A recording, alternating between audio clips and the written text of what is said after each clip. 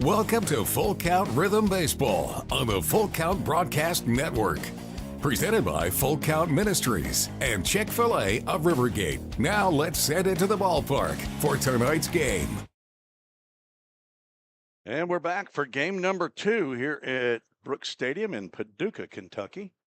Where the Rhythm have taken game 1 3-0 over the Chiefs to end their 10-game winning streak, or their winning streak at 10 games. And Rhythm stave off a 2-game losing streak after falling yesterday to the Madisonville Miners. Get the second shutout of the year, 3-0 over the Chiefs. Return the favor as the last game they lost 6-0 to the Chiefs in middle of their 10-game winning streak. Now head-to-head, full count 3-2 against the Chiefs, 23-4 overall since 2021. As the umpires have arrived and have another mound meeting here, we will not have another national anthem. So we will just go straight to the Chick-fil-A of Rivergate starting lineups. And the Rhythm will start it like this. John Paul Head leads off playing right field. Devin McCarron batting second, playing shortstop. Jake Merrick at third, batting third. Trace Simmons is a DH. He'll bat cleanup. Blake Carter at first base, batting fifth. Nolan Sargent out in left field, hits sixth. Parker Staborski in center field, bats seventh. Behind the plate is Jonathan Stewart. He'll be the 8-hole hitter, and Spencer Yu out at second base, batting ninth. And on the mound for his first start of the year, his 10th appearance, is Eli Potter, 6 foot, 170-pound lefty from Dixon County High School, hometown of Burns, Tennessee. Formerly at Christian Brothers University, he's heading to Sewanee, the University of South, along with his teammate Spencer Yu. The son of Todd and Ginger Potter, brother to Alex, the grandson of Gran, and Granddad and Nana. They're all in Burns, Tennessee. Eli will face the Paducah Chiefs lineup that looks like this. Gunnar Bingham leading off, playing right field. Noah Wagster at shortstop in game 2. He'll bat second. TK Madera back out in center field in the 3-hole. Cleaning it up is Brett Haas down at third base. Kobe Watson plays first base, batting fifth. Easton Denning will be the DH, hitting sixth. Tyler Humphrey behind the plate, batting seventh. Javin Gautier, the second baseman, batting eighth. And Nate Lang back out in left field, hits ninth. And on the mound for the Paducah Chiefs, Cole Pauley, a right-hander of Miami of Ohio. He's from Lexington, Ohio. And I don't know where Lexington, Ohio is, even though I am an Ohioan from Hamilton County in Cincinnati, Ohio. But it's been a long time since I've lived in Ohio. Cole Pauley on for his 8th appearance. It's his first start. He has 7 1/3 innings this year, a 2-1 record. Giving up 3 hits, 6 runs. They were earned, walked 9, struck out 6, has plunked 5 batters, a 5.73 ERA for Cole Pauley. Ryan Sweeney picked up his 5th victory of the year, has not been defeated. That is, I believe, tied for the most wins by an OVL pitcher. I believe that Tyler Chapman had 5 wins for the Fulton Railroaders. I don't think anybody else has hit the 5-win mark yet. I don't think anybody for Paducah actually even has 4.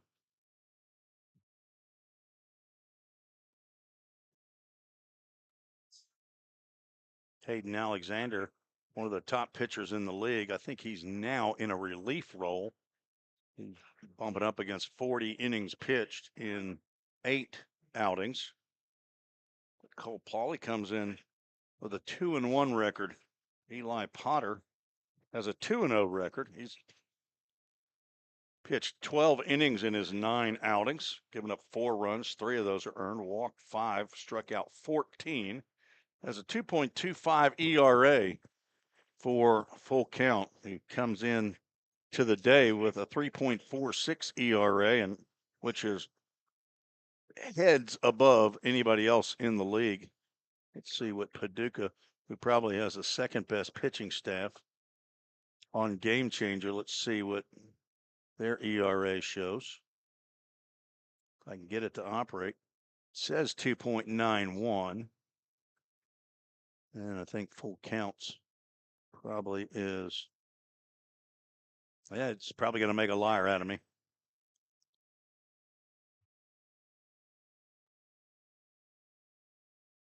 .61 is what Game Changer shows full count. So I've got almost a full run difference, about a .8 run difference. But Game Changer does not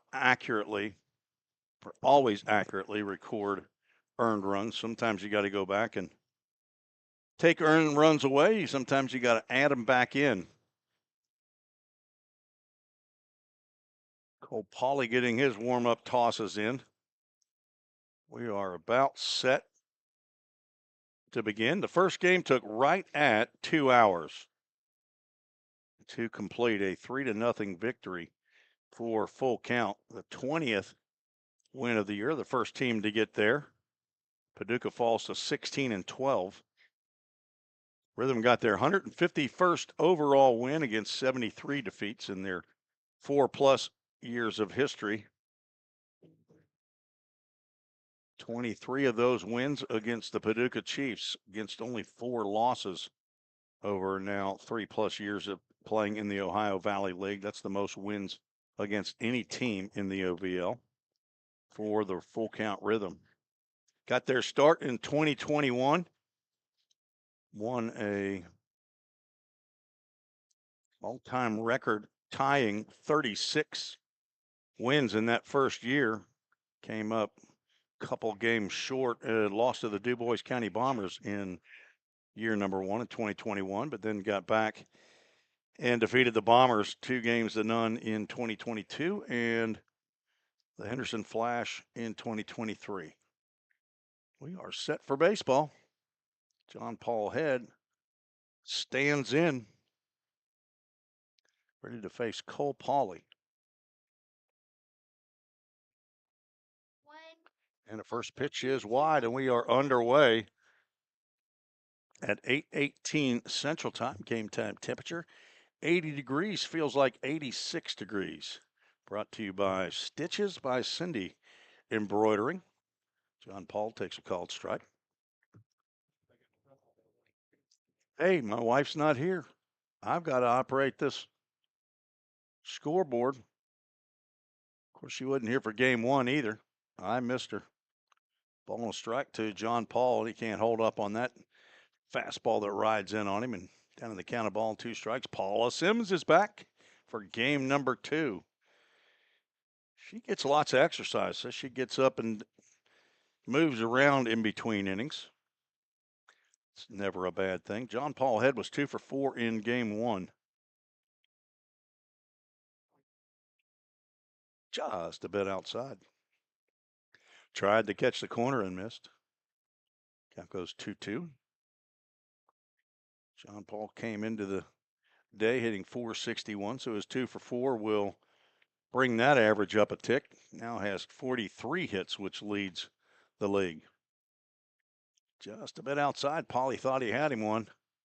Instead, he's going to face going to look at a full count, Ministries full count. There were very few walks by either side. As a matter of fact, there might have only been a couple. Full count pitch is ball 4, and John Paul picks up his 25th walk of the year. Second on the squad to Jake Merrick. Devin McCarron. Big RBI, a game-winning RBI in game 1. He was 2 for 4 also. John Paul does not go on the first pitch, and Tyler Humphrey has the Gumby arm one to haul that one in.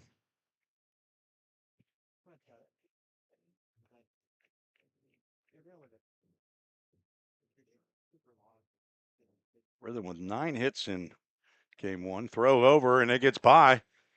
Kobe Watson down to second goes John Paul Head as the throw comes in. He was surprised that Watson threw it.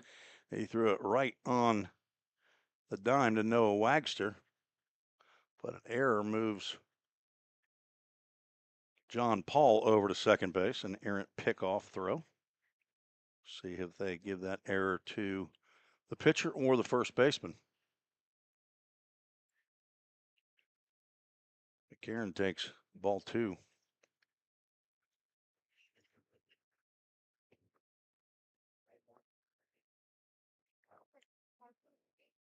Karen with a double and an RBI single in game 1, the 3-0 full count victory. It's that one out well to right field, but Gunnar Bingham is under it, and he's going to make the catch. And he's going to try to throw to third base. It's cut off by Wagster, and John Paul moves over to third with 1 out. So the error has allowed a base runner to get to third with less than 2 out.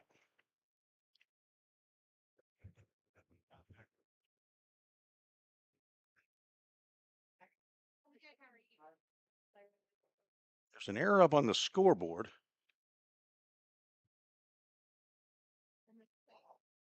First pitch to Merrick is outside. Trying to see on Game Changers to who they gave the error to.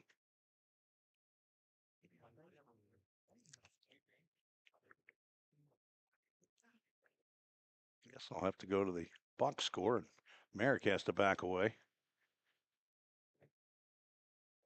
One of the league leaders in hit by pitches nearly plunked there.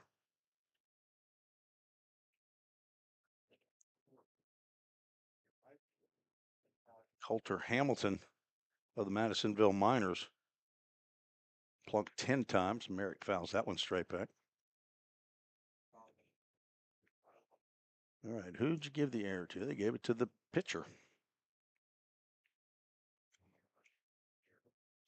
Hard for me to see up here in the press box as to whether or not Watson should have caught that ball. 2-1 pitch. Fouled straight over the press box. A AAA autoglass foul ball.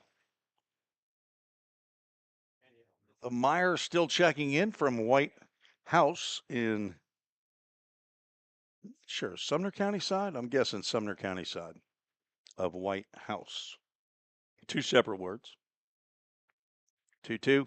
Swing and a miss. Merrick down on strikes. Big strikeout there by Cole Pauly. Walked John Paul Head. Then an error on a failed pickoff attempt. Moved him to second. A fly out moved him to third, where he still stands after Jake Merrick strikes out. Merrick was 0 for 3 in game 1. And Trace Simmons, who grounded out 3 times to the shortstop, and it might be, they're taking their time getting to that one, and that's a 4th straight ground out by Trace Simmons. Looked like, not sure if he pulled something as he was running down to first or not, but I almost thought that Noah Wagster had taken too long to field that one, but they end up throwing Simmons out by several steps. No runs, no hits, 1 error, 1 runner left on base. Rhythm don't score in their half of the first. And we'll see Eli Potter. So he'll come to the mound, see what he can do against the Paducah Chiefs. We'll be right back. Feeling tight, stiff, and not quite yourself? Then it might be time to go see the professionals at Absolute Wellness. Located at 101 Tennessee Way, Suite 100 here in Hendersonville, Absolute Wellness can get you back on track with their numerous services like chiropractic care, massage, acupuncture, spinal decompression. Call Absolute Wellness at 615-264-8515 today to get in on some great offers. That's Absolute Wellness. Your road to absolute wellness starts here. We all think about our home's yards, gutters, floors, and so much more. When was the last time you thought about your sprinkler system? That's where Music City Fire Sprinkler steps in. It may shock you that in-home sprinkler systems are discreet and affordable. Let the experts at Music City Fire Sprinkler tell you for themselves. Give them a call at 615-826-7450 or check them out on the web at mcfs.us. That's Music City Fire Sprinkler, proud sponsor of the Full Count Rhythm. Let's get back to Full Count Rhythm baseball action on the Full Count Broadcast Network.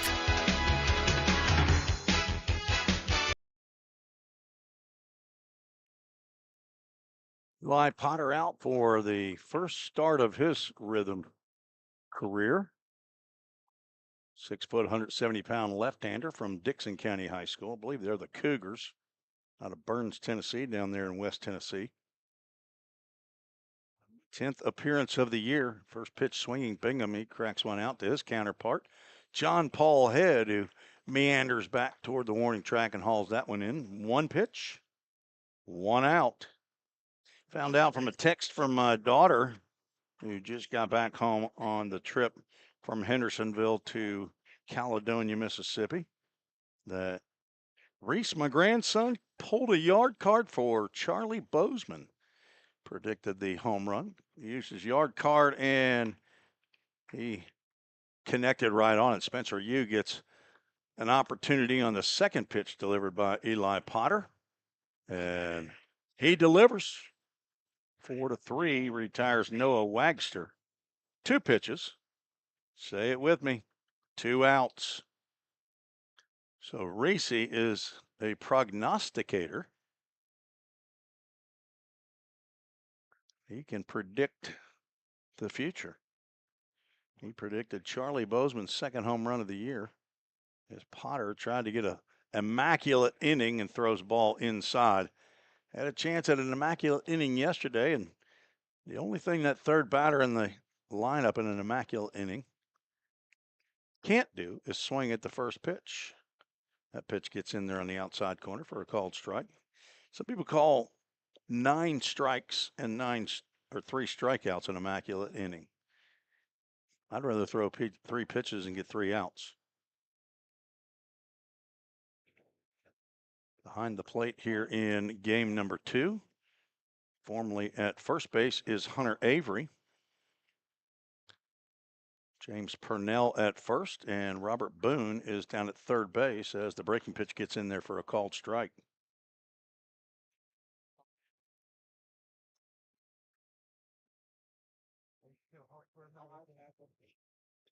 Listen to the conversation in front. That's fisted. In comes Jake Merrick, and he's not going to have a play there. TK Madera will reach first base. Looked like he stumbled down there at first. Hope he's okay.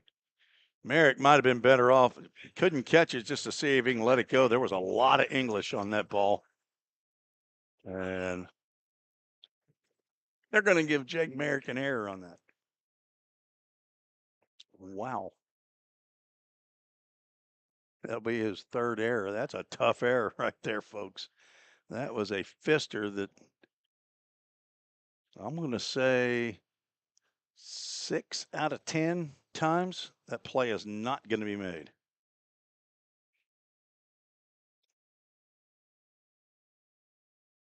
First pitch to Brett Haas misses.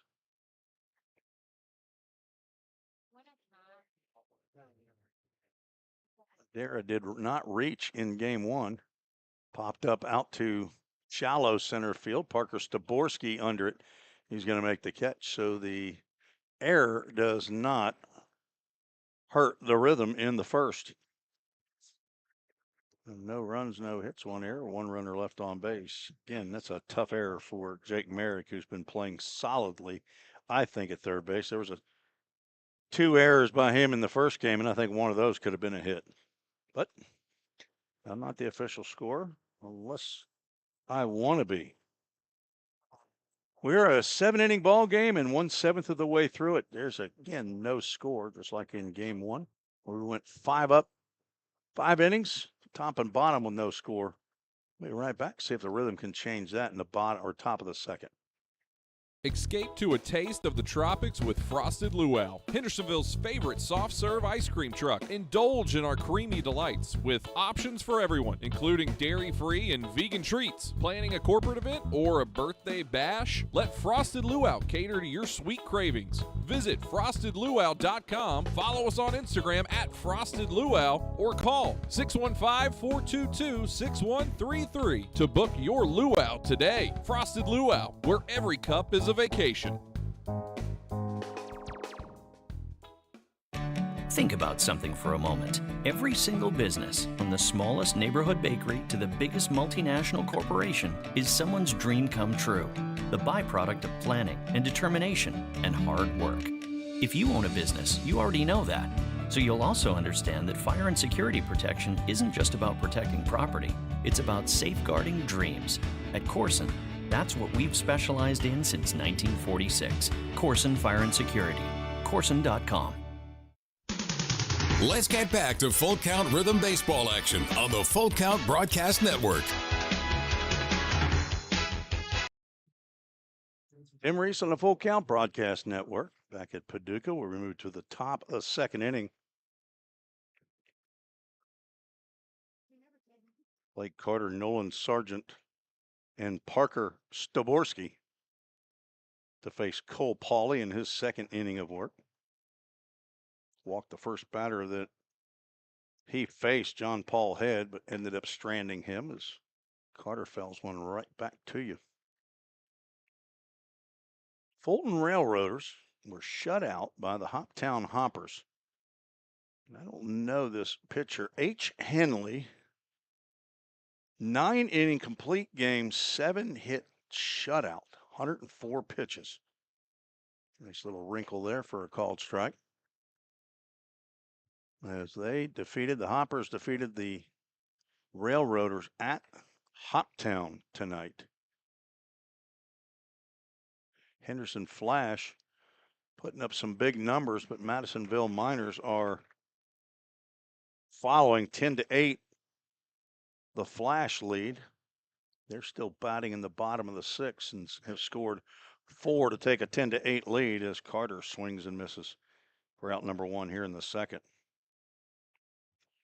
Second strikeout of the ball game by Pauly. Left-handed hitting outfielder Nolan Sargent stands in. Been a little while since Nolan's gotten a base knock. Maybe today's game will get him out of the funk. Did not play in game 1.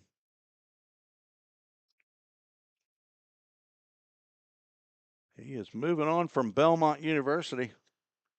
I think I have an idea where he's going, but he has not given me the okay. Whoops. How did we strike him out? Oh, I didn't strike out. Let's clear that count. We'll start over. Line drive, that gets in the left field for a base hit. Doesn't matter what the count was. I don't think they had it right on the scoreboard. But that is a base knock for Nolan Sargent. Maybe good things ahead for Nolan. He goes opposite way. Rhythm didn't get their first hit of the game until the 4th in game 1. Ryan Sweeney with his 5th win of the year. Parker Staborski, the center fielder, right-handed hitter. Looks at a slider outside. Parker struggling of late as well. That strikeout total is starting to climb. Now 1 behind Blake Carter, just struck out for his 20th time of the year. Staborski with 19. Now has a 2-ball, no strike count. From Catawba College, 6'3", 195 pounds. Rising redshirt junior after being at Lenore Rhine. Was at Catawba last year. Played in 37 games, throw over to first. And Sargent, who is sneaky, he'll try to swipe a bag if he can. Gets back. Parker, the son of Scott and Adele Staborski, brother to Charlie. Got grandparents in New Bern, North Carolina, and Hickory, North Carolina. Another throw over. Pauly, undaunted by his earlier errant pickoff attempt of John Paul Head, throws over twice to try to get Sargent. Parker from Sherrills Ford, North Carolina. Staying in the host home of Andrew and Autumn Robertson, takes ball 3 inside. He will reach base on some walks. He's picked up 11 walks, playing in his 17th game. Also been plunked 5 times. On base average about 424. Swings at the 3-0 pitch. That's not the sign of a guy who struck out 19 times. Maybe it is. I want to pitch to hit. You only get 3 hacks, and I don't want to sit here and take one. He's going to take the walk on a fastball that misses outside. Runners now at first and second with 1 out.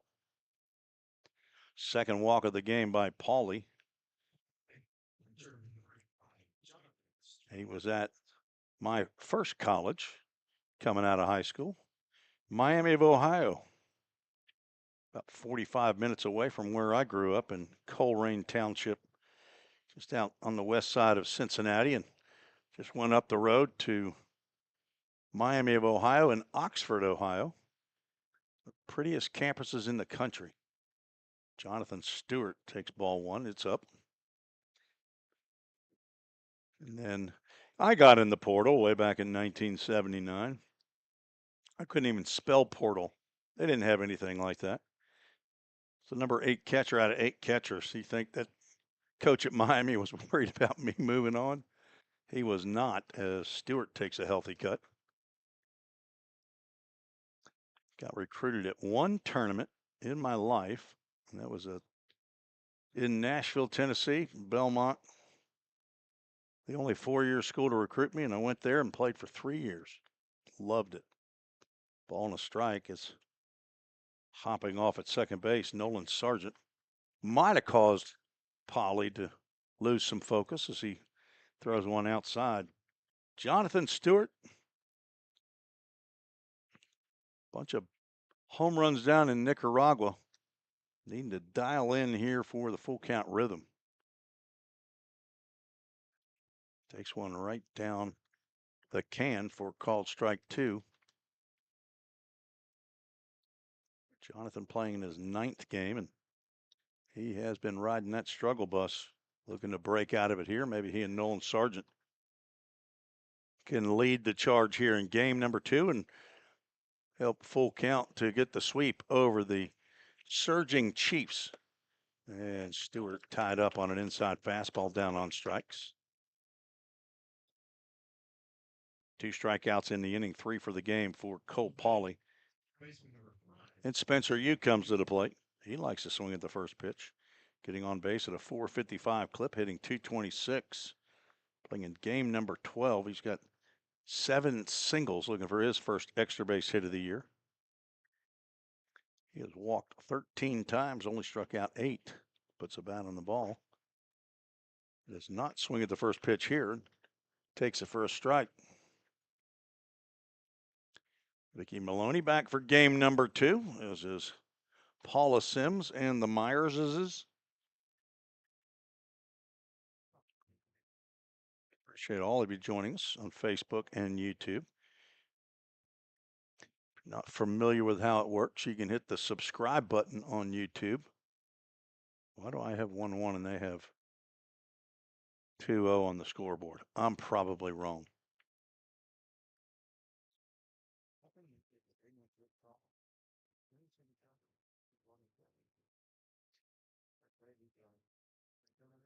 No, I was right. They've changed the scoreboard. It's 2 balls and a strike. As Yu takes one. On deck, John Paul Head, the leadoff batter. Sargent still bouncing off a second. And again, causes a errant pitch by Cole Pauly. Does not look comfortable out there on the mound. The Miami Red Hawk, formerly known as the Redskins when I was playing. Fours one in for a called strike and a full count. Ministries full count. Both of the colleges that I went to changed their name for political correctness. Miami Redskins to the Red Hawks and the Belmont Rebels to the Belmont Bruins. Full count pitch, runners on the move. And that is ball 4, and the bases are juiced. John Paul. Rhythm have not hit a home run with the bases loaded yet this year.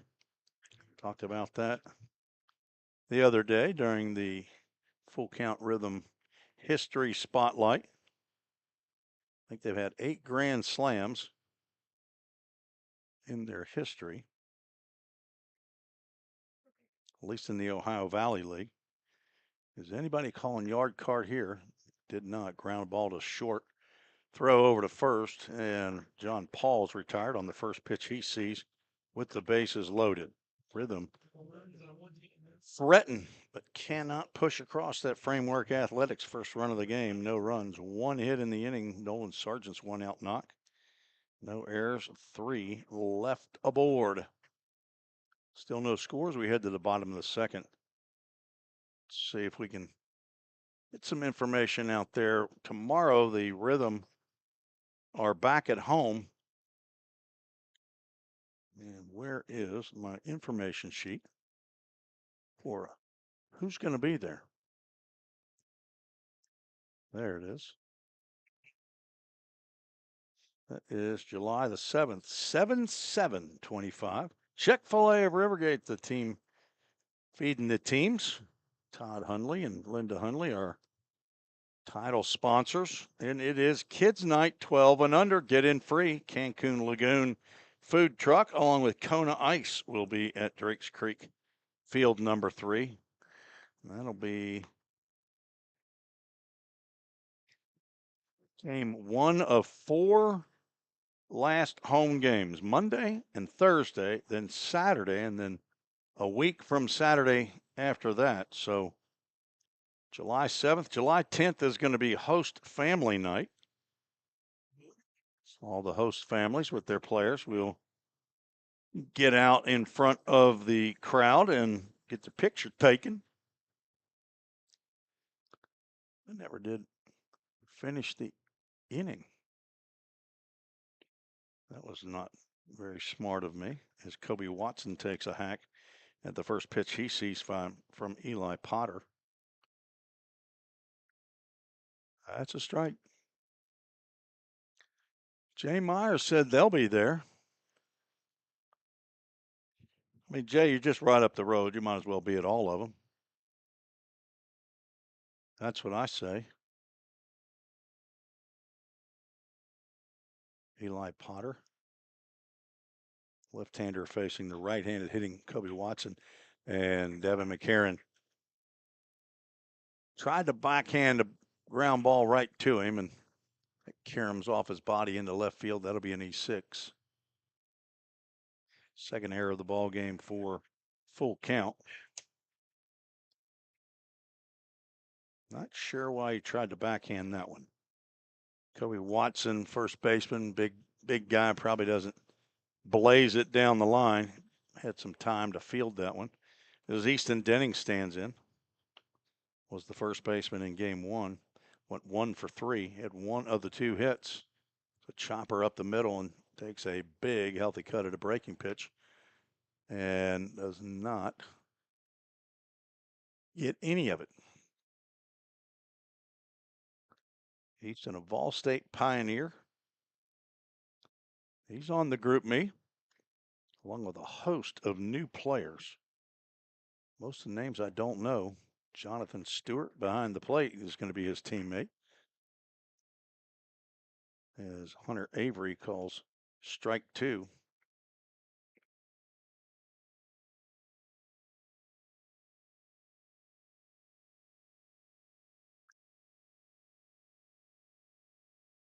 Then he watches that one go outside.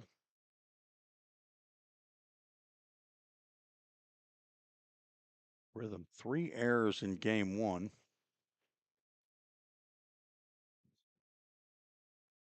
Swing and a miss and a Safeware strikeout. Sets down Denning. That lefty on lefty matchup. Favored Eli Potter in that at bat. First strikeout of the ball game for Potter, 15th on the year in now 13 and a third innings. Heading to Sewanee. I assume they start in August. It's Tyler Humphrey, the catcher. Takes ball one. It pops in and out of the glove of Jonathan Stewart. Got a little quick there. Was thinking about throwing down to Blake Carter at first base. Humphrey came in for Jude Farley, who was pinch run for in the 7th inning. I'm sorry, the 6th inning. And Humphrey ended up grounding into a fielder's choice to end the ball game. Lifts that one out to right field. Going to be a tough play. John Paul's not going to be able to get to that one. Gets it on 2 hops. Watson thought about going to third, but he drops the anchor at second base. As little flare, a little harder hit flare. It's a base hit. Now runners at first and second. That's the first hit of the ball game for the Chiefs.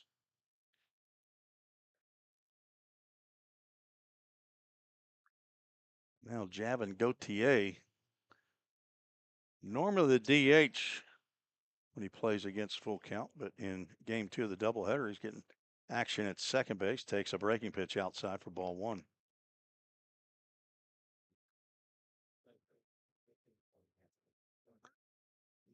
Who else is coming for host home night? That's lifted out the left center field. I don't know that anybody's going to get to that one. Nolan Sargent made it appear as though he was going to make the catch, but it drops in left center field and the bases are loaded. So now the Chiefs with the opportunity to take the early lead. Neither one of those balls hit especially hard, but they were hit in the right spot. And the number 9 hole hitter, Nate Lang, who struck out all 3 times he came to the plate in game 1, is going to step to the plate with 1 out and bases loaded.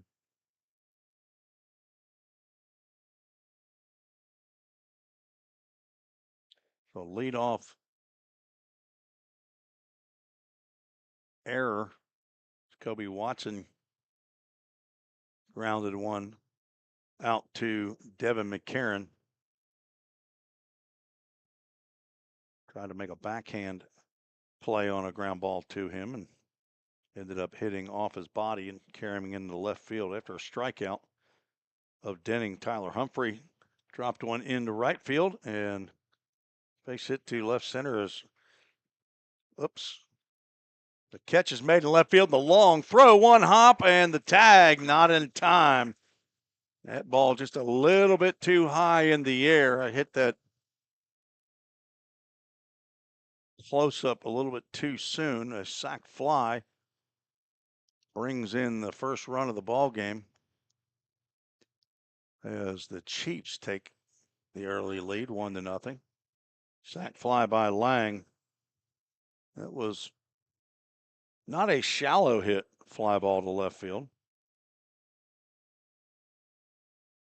Now Gunnar Bingham steps to the plate. That's an unearned run for the Chiefs.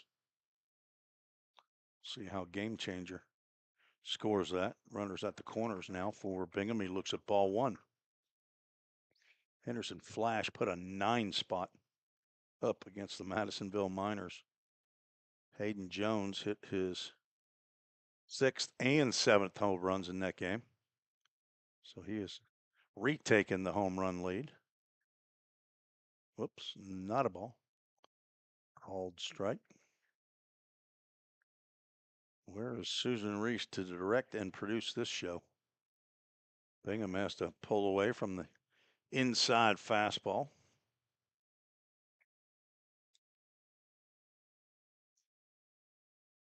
So Tyler Humphrey now at third base. Javin Gauthier stayed at first. Just missed outside. 3-1 count to Bingham with Noah Wagster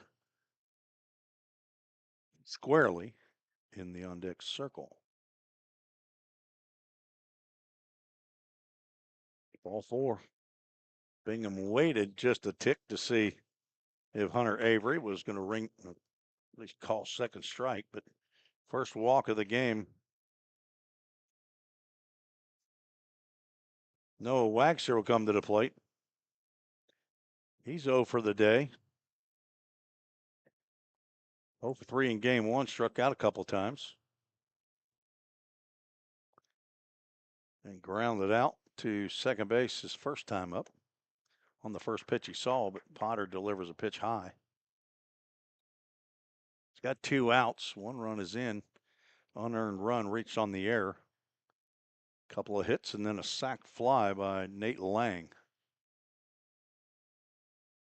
And now Eli might be getting squeezed just a hair. The pitch seemed in a spot that has been called a strike a few times, several times actually, tonight. There you go, right down the can.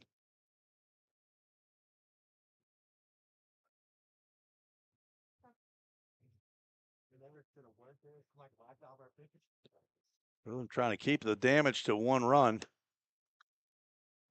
Now in danger of walking in a run. 3 ball, 1 strike count to Wagster.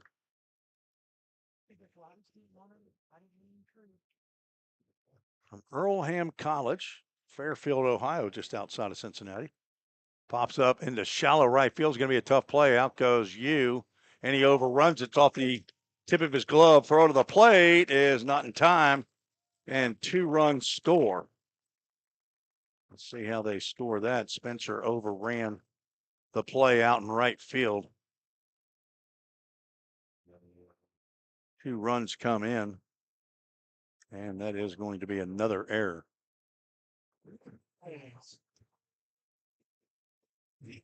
Wagster reaches first base. Timeout called. Jimmy Gambeau will go out to try to settle down Eli Potter. A lot of this is not his fault. Been let down by the defense. Tyler Humphrey comes in to score. And Javin Gauthier is. The Chiefs did not score a run in game 1. Have scored 3 here in the bottom of the second. They are all unearned runs.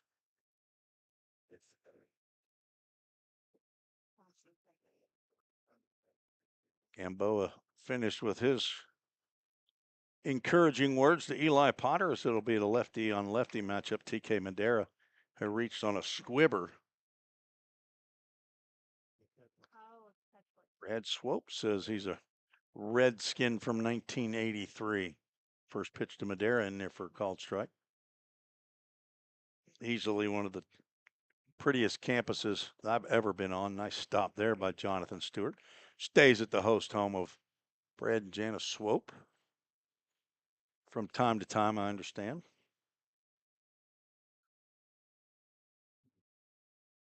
I was there for 1 year, my freshman year. 78, 79.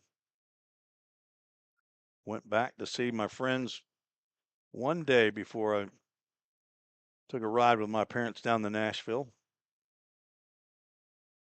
Moved back for 1 summer to Cincinnati, played baseball, and then never moved back again.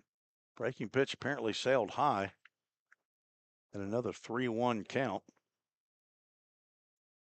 Runners at the corners. 2 hits in the inning, 2 errors, and a walk.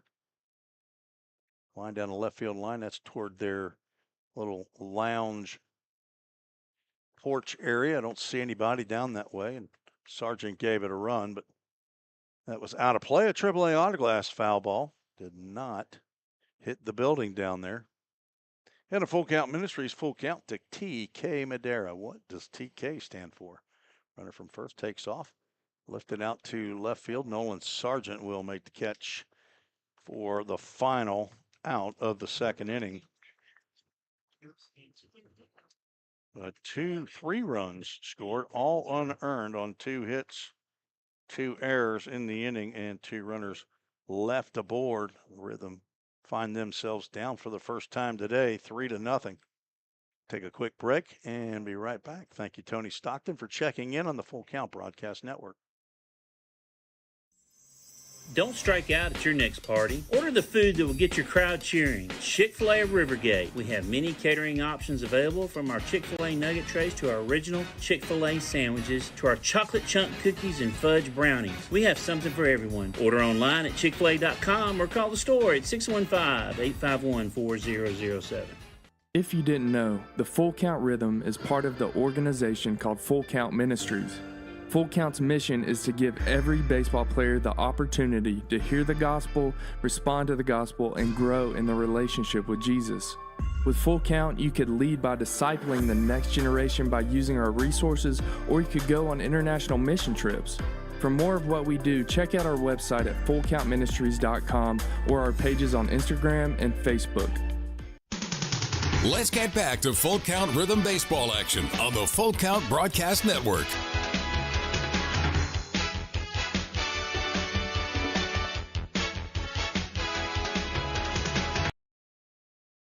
Let's shall. Tony Stockton encouraging the Full Count Rhythm. I know what a chief is. What's a rhythm? What's a player for the Full Count? Summer Collegiate Ohio Valley League Club. That's who it is. Winners. Devin McCarron, Jake Merrick, and Trace Simmons to face Cole Pauly now, who has the lead as he pitches here in the top of the third. First pitch swinging. McCarron, AAA autoglass foul ball into the parking lot. McCarron flew out to right field his first at bat.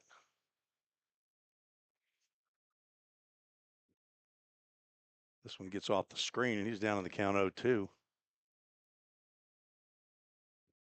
Pauly with 37 pitches in the first 2 innings.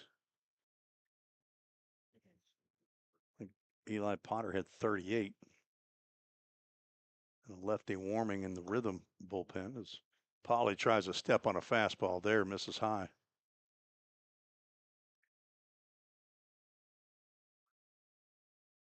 Rhythm back home tomorrow. We'll be right back on the air on the YouTube and Facebook. Lifted out to center field, losing his lid, TK Madera, but he runs it down. He took a bad track to that one, but his speed helped him track that fly ball in the gap. That ball went farther than he had anticipated. McCarron put a charge onto that one, which would have been out at several ballparks in the Ohio Valley League. Now flown out to the right fielder and center fielder. If you were wondering, the runs given up by Potter were shown as unearned in Game Changer. That's another one, a little easier for TK Madera. Jake Merrick retired by another fly out to the center fielder. 2 quick outs here in the top of the third. Trace Simmons, who's grounded out to the shortstop 4 times today.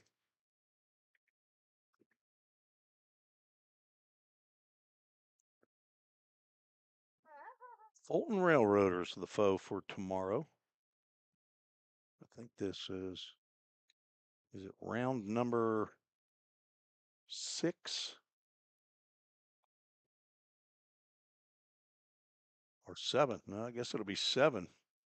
The 7th time that we played the Railroaders. They were the first opponent of the year. Fastball all over that outside corner.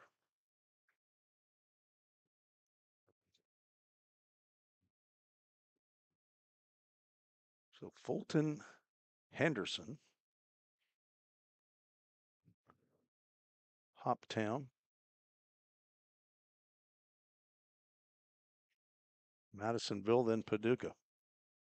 That's how the series goes. Every 6 days-ish.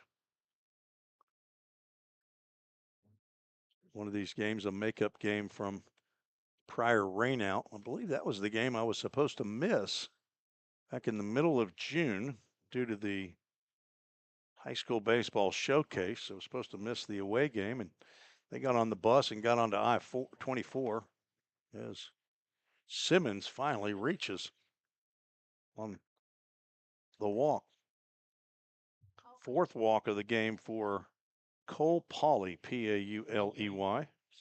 And they bring up Blake Carter, struck out, leading off the second. So I have not missed a game. The next day I was supposed to miss the home game against Fulton, but Zach Williams, who came in to handle the beginning of that game,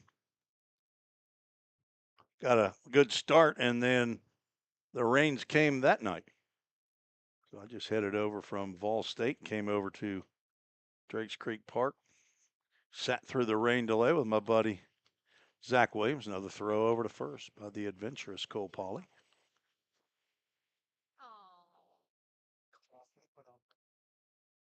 Apparently these people do not realize there's a camera right above them. Just having a conversation right in front of the press box. 0-1.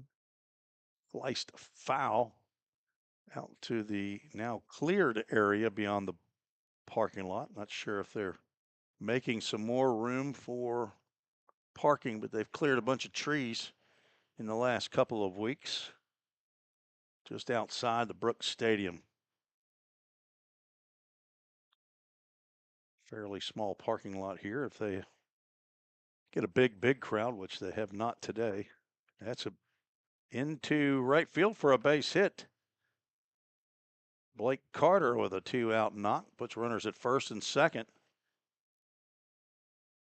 Second hit of the ball game. Nolan Sargent got the first hit of the game, and he's standing in at the plate. Let's have you a big game here, Nolan. Had 4 hits, I believe one night at Fulton. Nope, Madisonville. Final answer.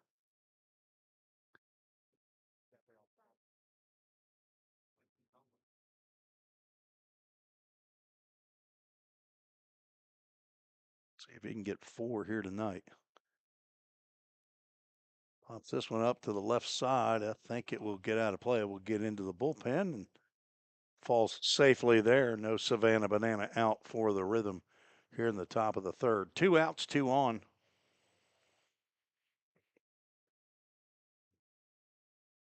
Staborski on deck. Have to say, this young man doing a fine job of making sure they stay in the on-deck circle. There's no wavering. They are staying within the boundaries.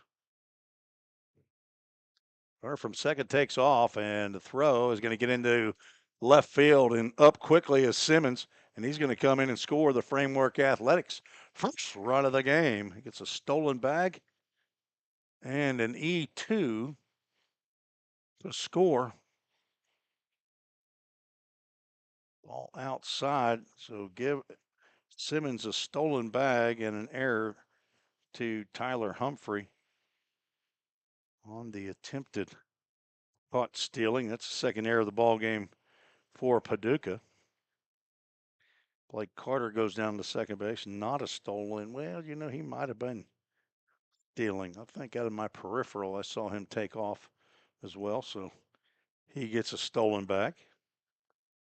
Sargent takes ball 3, I thought, although the scoreboard shows who won, and they're not changing it. So apparently it was a called strike on the steal attempt.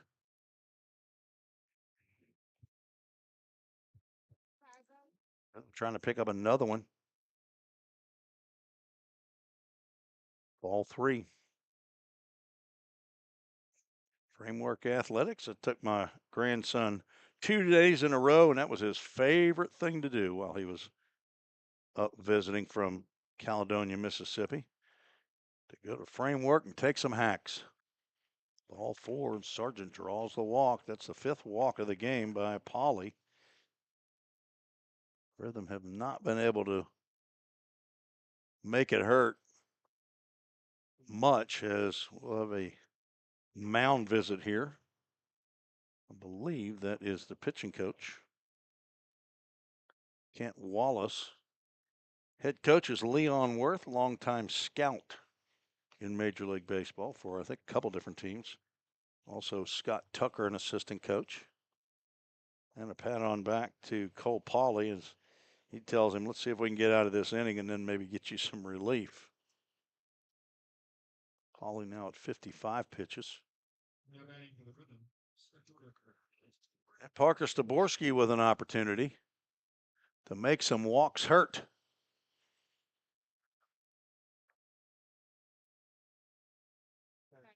Got a lot of you watching tonight on YouTube instead of watching, maybe you're watching both. Not even sure who the Major League Baseball game is on Sunday Night Baseball. I don't really care. I'm into the full count rhythm. 110%. Staworski takes a called strike. He walked in his first at bat. Fifth one, that'll go foul though down the right field line. Got in on his knuckles. Down in the count 0-2.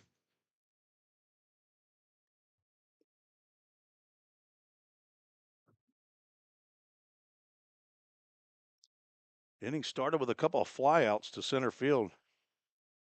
And a walk to Trace Simmons and a single by Blake Carter, and double steal and a throw into left field. And now a swing and a miss as Staborski is a strikeout victim to end the third. Fourth strikeout of the ball game for Cole Pauley. One run, it was unearned. One hit, one error, and two runners left aboard. That's 6 left on by full count. Trail 3-1 as we head to the bottom of the third. We'll be right back. Feeling tight, stiff, and not quite yourself? Then it might be time to go see the professionals at Absolute Wellness. Located at 101 Tennessee Way, Suite 100 here in Hendersonville, Absolute Wellness can get you back on track with their numerous services like chiropractic care, massage, acupuncture, spinal decompression. Call Absolute Wellness at 615-264-8515 today to get in on some great offers. That's Absolute Wellness. Your road to absolute wellness starts here. Compliant with code. If you're a facility manager or building owner, you've heard the term plenty of times. At Corson Fire and Security, we work to keep buildings compliant with the most demanding code of all, our own. We've been protecting people and property since before most of today's codes were even written. And what we've learned along the way makes us the best choice to partner with for the future. Corson Fire and Security, celebrating 70 years. Learn more at corson.com. Let's get back to Full Count Rhythm Baseball action on the Full Count Broadcast Network.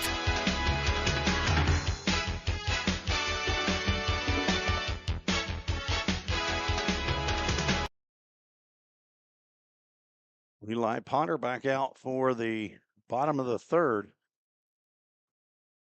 And he pitches his Eli thrown at this point. He got 38 for number 39, Eli Potter. First start of the year. Going to face the middle of the Chiefs order. Brett Haas, Kobe Watson, and Easton Denning. That's 4, 5, and 6. Now gone 2 balls and no strikes to Haas, who flew out to center field to end the fourth. Okay, and I'm getting tired. In the first, the breaking pitch, it catches the knees over the plate.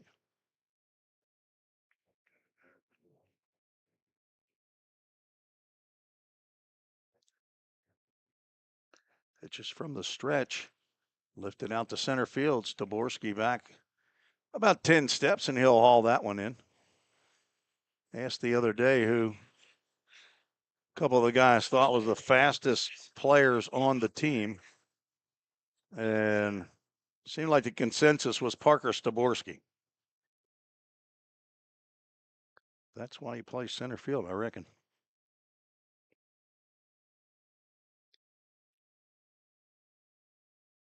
Potter's first pitch to Kobe Watson misses the zone.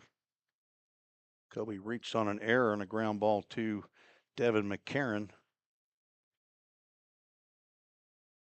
That started the 3-run second inning.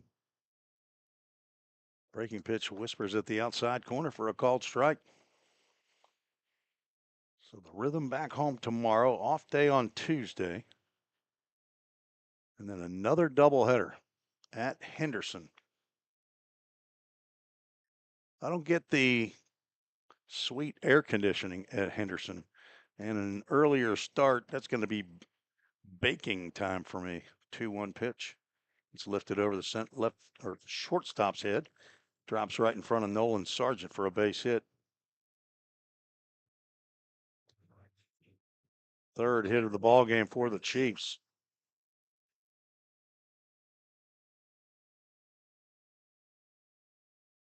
Easton Denning comes to the plate. Struck out in the second.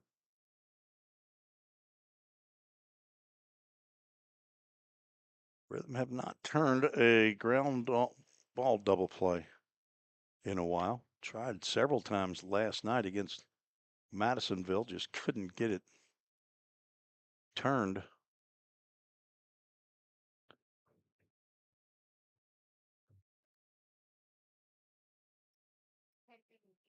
Into the game at Drakes Creek, you get a Doodat Communications printed program as that pitch goes wild and to the backstop down to second base. Goes Watson. Let's see if that's a wild pitch or a pass ball. Was not in the dirt. Looked like it was probably catchable, and it is ruled a pass ball. Denning pulls back on a pitch that catches the plate.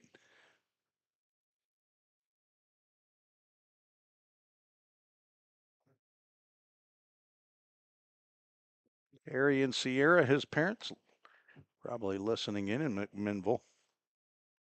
He drills that to right field. Back goes John Paul, and it's one hops the fence. Quickly gets the ball back in, and Spencer Yu has it, and nobody at second base to throw it to. And Easton Denning drives the ball to right field. That's down for a double. And a runner at second base does not score on the double. You don't see that happen very often. I'm telling you, John Paul was playing fairly deep in right field, but I'm guessing that Watson must have been, I don't know what he was doing, if he was tagging or what, but he makes it to third as Denning pulls in with a 1-out double, and he blistered that baseball. Stewart able to smother that one at the plate. As Tyler Humphrey stands in, he dropped a single down the right field line in front of John Paul Head. It takes a called strike on an off-speed pitch. Lefty warming in the Rhythm bullpen. I think that's Roman Paducah. He was getting loose in the second. Ground ball, that's going to get by the third baseman. It's going to score at least one. Nolan Sargent gloves, and the throw to the plate is cut off. Merrick cuts it off. I don't know if they had a play at second or not, but that got just to the right of Jake Merrick. And that'll be a 2-run double by Tyler Humphrey as 2 runs come in to score. And the Chiefs lead 5-1. And that will be the end of the evening for Eli Potter. There's Josh Carmen out for a Hendersonville Firefighters Association call to the bullpen. It looks like Roman Paducah is going to come on in relief of Eli Potter. We'll keep it right here Hendersonville Firefighters Association night is coming up. I believe that is next Saturday. We'll be playing these Paducah Chiefs a week from yesterday at Drakes Creek number 3. Firefighters and first responders, I believe, get in free, and there'll be a hospitality area at the Framework Athletics hospitality portion of the pavilion. And firefighters and first responders will be honored there. And Hendersonville Firefighters Night, there'll be special jerseys that'll be worn by the Rhythm players and auctioned off during the game. So you'll want to, if not be at the game, where you could bid on the jerseys, the special numbers that you may want, or you could bid on Facebook while you're watching the game. Roman Patrica will come in with a runner at second base and 1 out, 2 runs already in. Roman's 6'1", 190 pounds. He is heading from Vanderbilt to Western Kentucky University. He's from Mount Juliet High School in Mount Juliet, Tennessee. Son of Stephen Patrica in Wolverine, Michigan, and Melody Patrica in Greenville, Kentucky. He's got a younger brother, Asen. Grandpa in Wolverine, Michigan as well. And let's see what statistical accomplishments I have for Roman. 5 games to this point. 3 of those have been starts, 11 2/3 innings, giving up 8 hits, 2 runs. Neither of those were earned. Walked 10, struck out 13. Has plunked 1 batter, 0 ERA, but he's going to come in to the ball game with a Rhythm down 5-0 or 5-1 here in the third of a 7-inning ball game. First pitch, swinging, jabbing, Gautier fouls that one at the plate. So full count's going to have to mount a comeback to try to shut down the Chiefs here. We have 3 hits in the inning, 5 for the game. 1 out, 1 on. And now an 0-2 pitch. He'll get the scoreboard right.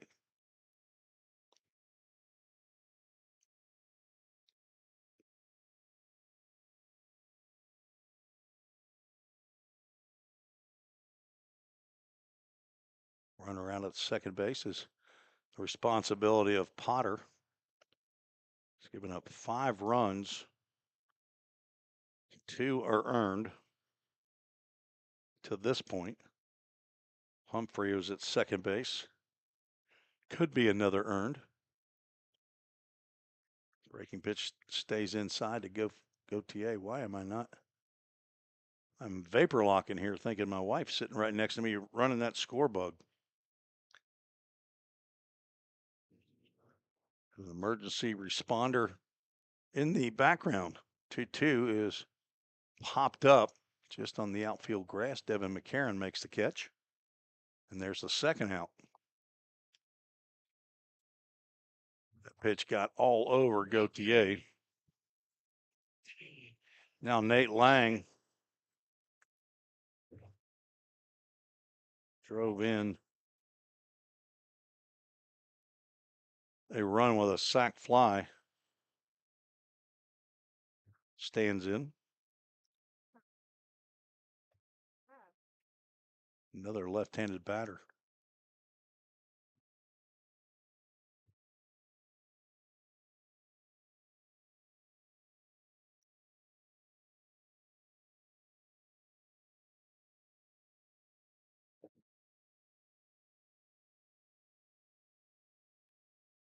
Ball back to Patrica. He's gloves, and he'll hustle it over to Blake Carter. Underhand toss for out number 3.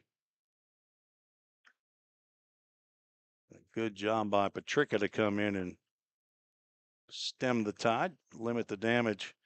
2 runs on 3 hits, no errors, and 1 runner left on base. And through 3, 5-1, the Chiefs lead. We'll be right back for the top of the 4th to this short break. Corson Fire and Security first opened for business in 1946. From the very beginning, we understood something important. We're not just protecting buildings, we're protecting the dreams that built them. We're protecting the lives unfolding inside them. Fire extinguishers, sprinkler systems, and security products are the tools of our trade, but people are the inspiration behind it. For 7 decades, we've never forgotten that. Corson Fire and Security. Corson.com.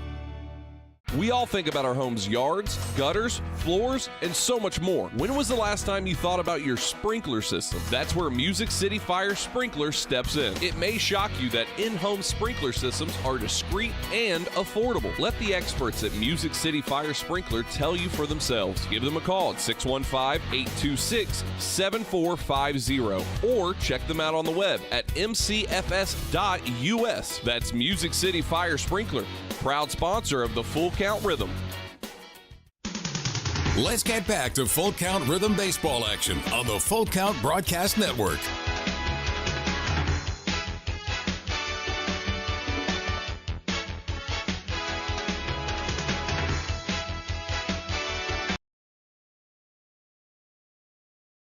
Cole Pauly's night is over as new right-hander from Wren Lake Community College, hometown Paducah, Kentucky, Alex Calhoun on in relief. The question is, if the Paducah Chiefs end up hanging on to the lead, will they give Cole Pauly the victory? I'm going to say they will. He goes 3 innings, gives up 2 hits, 1 run. It was unearned. Walked 5 batters, struck out 4, and faced 16. Jonathan Stewart to lead off the 4th for Full Count. First pitch he sees is a breaking pitch away from the plate.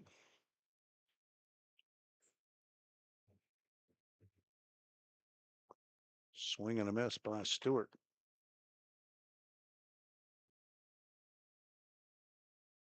Flash in Madisonville putting up 26 runs in that game. Single game, 9-inning contest, 15-11. And Stewart now down in the count, 1 ball, 2 strikes.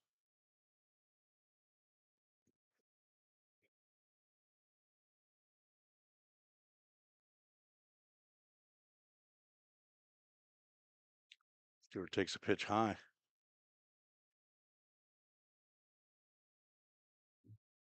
Calhoun's 6th appearance of the year. It's his 2nd in relief. Wren Lake Warrior nearly hits Stewart, backs away from that. Full Count Ministries full count as folks beginning to leave here at Brooks Stadium. Jonathan draws the leadoff walk.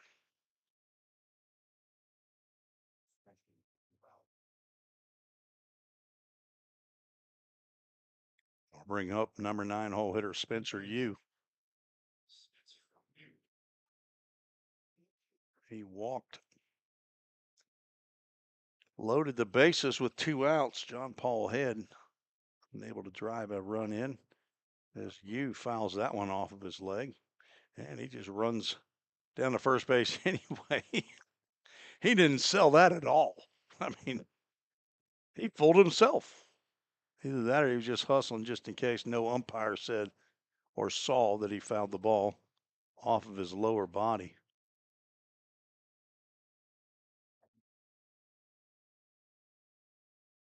Takes a called strike, now down in the count 0-2.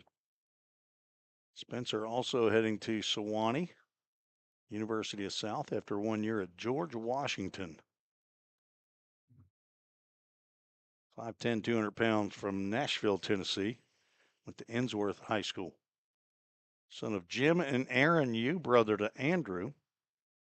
His grandparents in Henderson, Nevada, and in Westerly, Rhode Island. Business analytics major. Chopper down third base. It's going to be a fair ball. Haas throws over to first, and he gets by the first baseman. Yu's going to hang at first, but rounding or heading to third, and then rounding is Jonathan Stewart. We'll see how they rule that one. That was a tough play right there by Haas. I would give you a hit on that. But it does not appear as though they did. They gave another error on the board. There's more, or as many errors as there are runs scored in this game. That's, again, another tough error. I'm guessing this scorekeeper has never played baseball. Runners at the corners. Wasn't a good throw, but looked to me like there was a chance that Spencer might have actually beat the throw out on the chopper to third. John Paul takes a pitch. Spread the news. It was a ball. He does like to go after that first pitch, though. 0 for 1 with a walk. Breaking pitch he lets go by as well.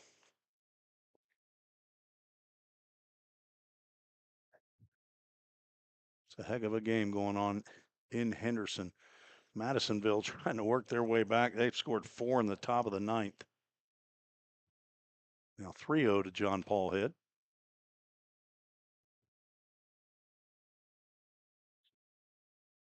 Madisonville has not hit a home run in that game. That ball gets by the catcher, and Rhythm going to score their second run. Nobody covering the bag. It looks like a pass ball on ball 4.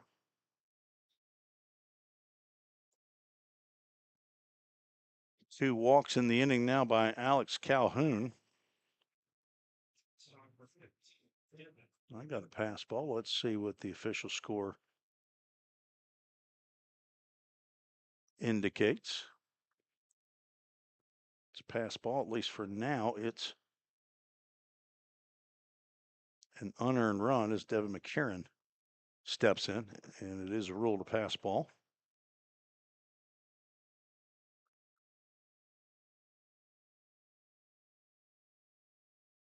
So Paul picks up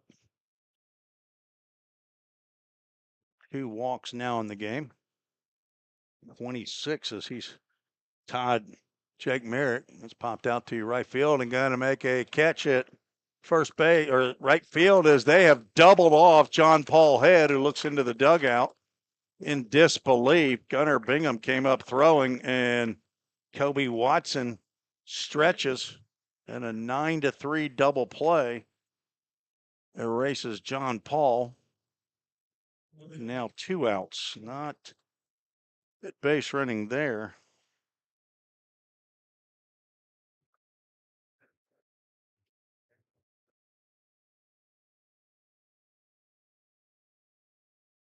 Now Jake Merrick, who's 0 for 2, stands in. He likes to swing at the first pitch. Hits one in the hole. Backhanded by Wagster. His long throw to first, and they get Merrick. Nice play there by Wagster. And last couple of pitches there, not kind to the Rhythm. Rhythm do score 1, and I believe it is going to be unearned. Again, no hits in the inning. Was 1 error and a pass ball. 1 runner left aboard. But they get within 3. That's striking distance. We go to the bottom of the 4th. Take a quick break. Be right back on the Full Count Broadcast Network. Escape to a taste of the tropics with Frosted Luau, Hendersonville's favorite soft serve ice cream truck. Indulge in our creamy delights with options for everyone, including dairy-free and vegan treats. Planning a corporate event or a birthday bash? Let Frosted Luau cater to your sweet cravings. Visit frostedluau.com, follow us on Instagram at Frosted Luau, or call 615-422-6133 to book your luau today. Frosted Luau, where every cup is a vacation. United Machine and Tool has been manufacturing the highest quality projects for a wide variety of industries for over 35 years. We deliver high-quality CNC machine components and fabrication projects from prototype to production. United Machine and Tool is committed to quality and excellence in the manufacturing industry. We're located in Goodlettsville, Tennessee. Check us out on the web at umttn.com for any manufacturing need. That's United Machine and Tool, a proud sponsor of the Full Count Rhythm. Let's get back to Full Count Rhythm baseball action on the Full Count Broadcast Network.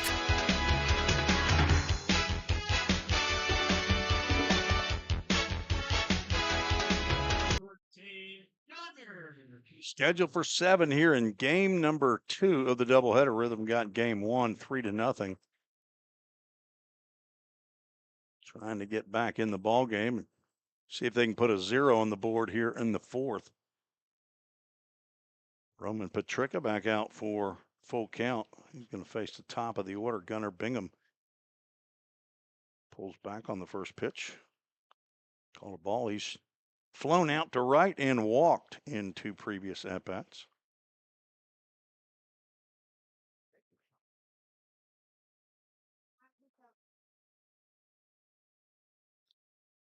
Potter 2 1/3 innings, 5 hits, 5 runs.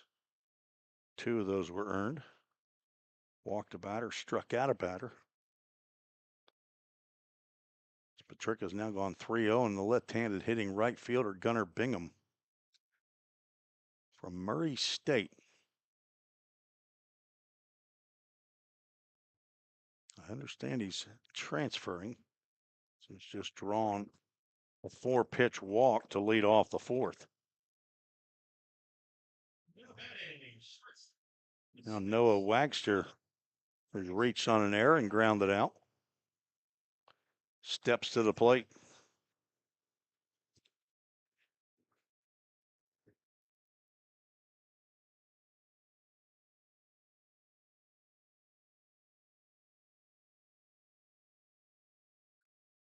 Ball 5 of the inning.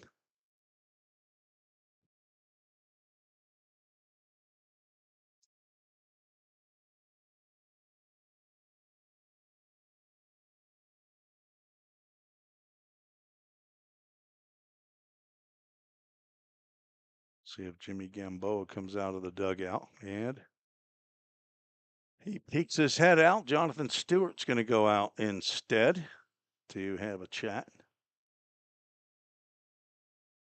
It's still a visit, and the home plate umpire, Hunter Avery, will make a written record of said visit.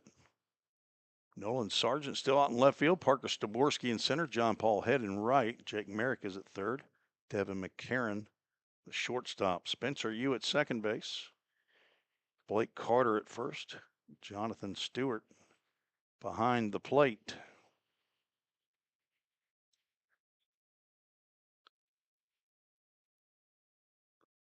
Dip down into the 70s now. 78, and it feels like 78. And a visit not fruitful is now 7 straight outside the zone by Roman Paducah. See some movement toward the bullpen. There's a 3-0 pitch that is outside the zone. The first 2 have reached via the walk. Paducah came in and got 2 outs with a runner at second on a pop out and then a ground out. Now has thrown 8 straight out of the zone.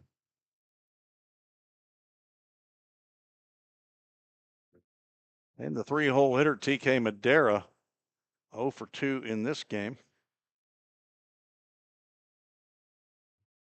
Runner from second takes off.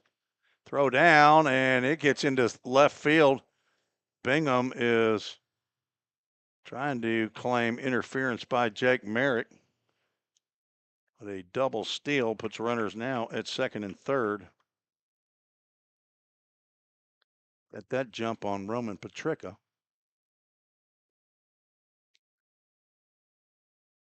And that was ball 9.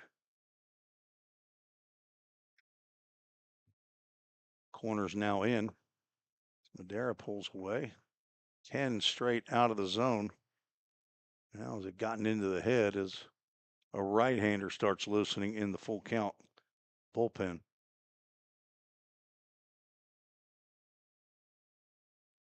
There's a strike.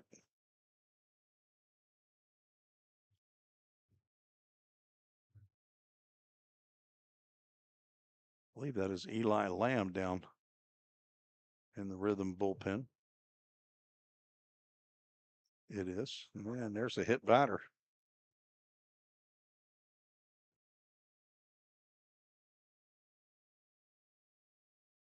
Pretty sure there's 0% chance that Roman Paducah is trying to hit TK Madera in that at bat.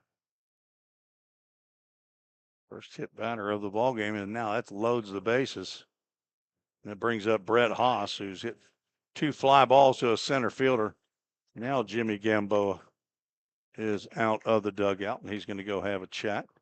Give Lamb a little more time to get loose in the bullpen. So a walk, and now a hit batter. Stolen bases don't make a difference, but Bingham had a chance to score if he'd have popped up quickly at third base. Ball trickled into left field, but I don't know if he knew where the baseball was. Not sure if the coach down there at third base was encouraging him to get up or encouraging him to stay. Full count, in danger of letting this game get away from him. Paducah scored 3 in the second inning. Full count, came back with 1 in the top of the third. But then the Chiefs put 2 more on the board to take a 5-1 lead.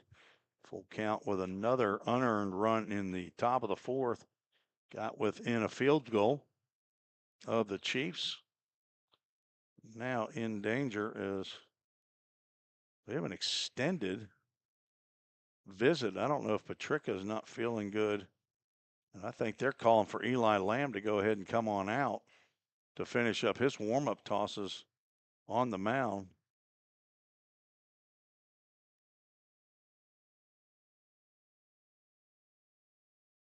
Home plate umpire Hunter Avery out there to talk with Jimmy Gamboa. Nope. They allowed that visit to go on a long, long time.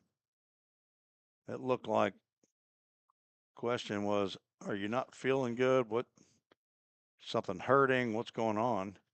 I thought one of the umpires was, he went over and talked to the coach for the Chiefs, and now he's going to talk to Josh Carman about something. I don't know if there's been some noise between the two teams. James Purnell having a discussion with Josh Carman. You know, yesterday there was apparently some back and forth between a Rhythm player and a Madisonville minor player, and there was a warning issued by home plate umpire Chris Judkins. Maybe that's what's going on here. Just don't understand the conversation that needs to go on between the teams. Paducah delivers in the first pitch swinging Brett Haas, and apparently that got Jonathan Stewart at the plate as a yard sale going on. Dropped his glove and now his helmet as he's leaned over again. The ball boy is getting out in the middle of it. He wants to make sure to give that ball to the umpire. And now Josh Carman will check on Stewart. That might have got his right shoulder. He's hanging.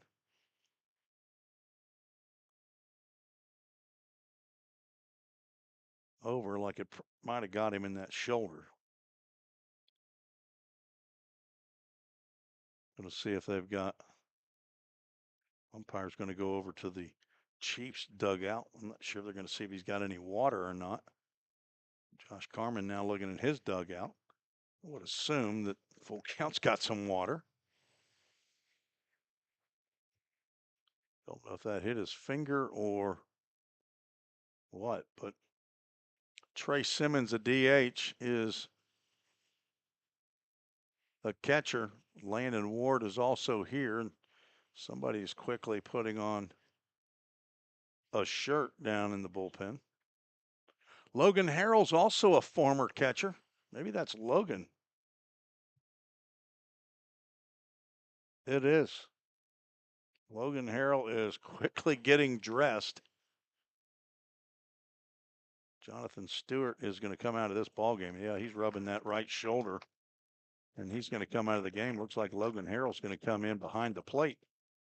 Former two-way player at Good Pasture Christian High School. He's got to get dressed, though. Good thing he doesn't have to take a shower, so we'll take a quick break. We'll be right back. Bases loaded, nobody out here in the bottom of the fourth. United Machine and Tool has been manufacturing the highest quality projects for a wide variety of industries for over 35 years. We deliver high-quality CNC machine components and fabrication projects from prototype to production. United Machine and Tool is committed to quality and excellence in the manufacturing industry. We're located in Goodlettsville, Tennessee. Check us out on the web at umttn.com for any manufacturing need. That's United Machine and Tool, a proud sponsor of the Full Count Rhythm.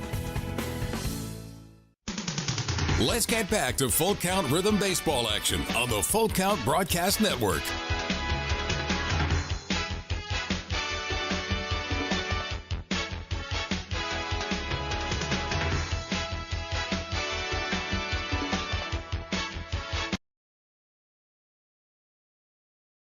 Still waiting on Logan Harrell.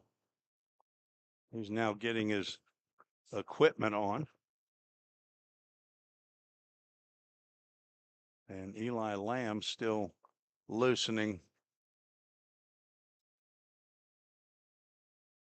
Logan Harrell, two-way player, pitcher and catcher at Good Pasture High School, then went over to Trevecca, and his first year over there, I think, was a two-way player. And I don't think he got behind the plate. I think he might have played a little bit of first base, maybe right field. If Mike Harrell is listening in, he'd be able to tell us, but I think they put him behind the plate. This is going to be his first action behind the plate in a Rhythm uniform that I recall. He has gotten a couple of at-bats. I take that back. He's gotten one at-bat. Fulton Railroaders said that he had two at-bats in that first game, but he never came to the plate. But he, as an athlete, it's still not easy to do, to be away.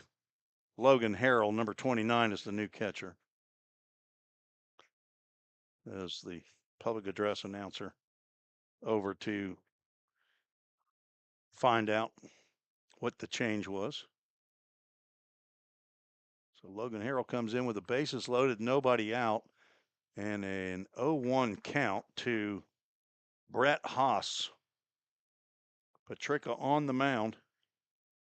Has a couple of walks and a hit batter that have loaded the bases. There's been a significant delay here with Paducah. A long conversation with Jimmy Gambo, the pitching coach, as a swing and a miss. And look at there, Logan Harrell made the catch. Throw back to the pitcher a little high.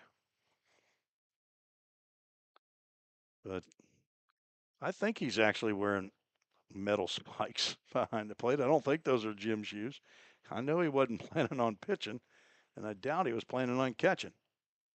Popped up, that'll get out of play. AAA autoglass foul ball. Eli Lamb's going to make the catch. A Savannah Banana out. But we don't play by the Savannah Banana rules. Why? Okay, now I know why it's not making the strikes work. I wasn't over in that application. The score bug, the PED score bug. If it's free, it's for me. Give me 3. Suzanne Hall still listening in. Slow roller, that's going to be to Paducah, and he's going to throw to the plate. Harrell able to keep a toe on home plate as Gunnar Bingham was coming home. The bases remain loaded, and there's a force out at home. Paducah throws home to get the lead runner. Everybody else moves up 90 feet. Now Kobe Watson has been on base both times he's come to the plate. Reached on an error and singled. Looks at a ball.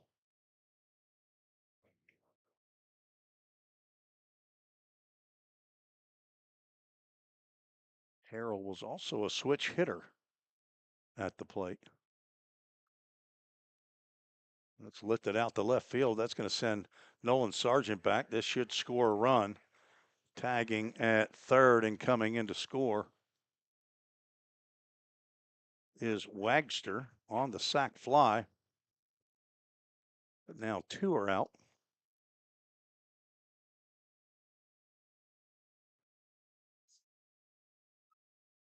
Madera does not tag. He stays at second. And Easton Denning, who stroked a double to the wall in his last at-bat, steps in. A dangerous hitter.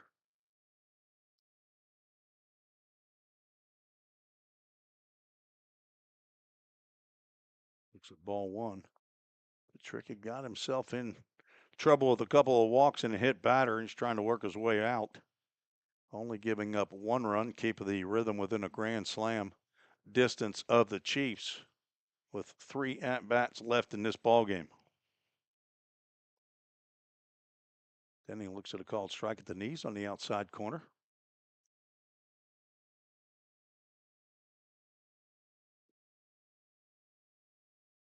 Henderson Flash held on for the 15-12 victory over the Madisonville Miners.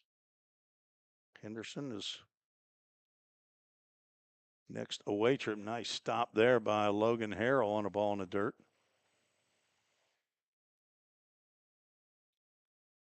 Some things you just don't forget, do you, Logan?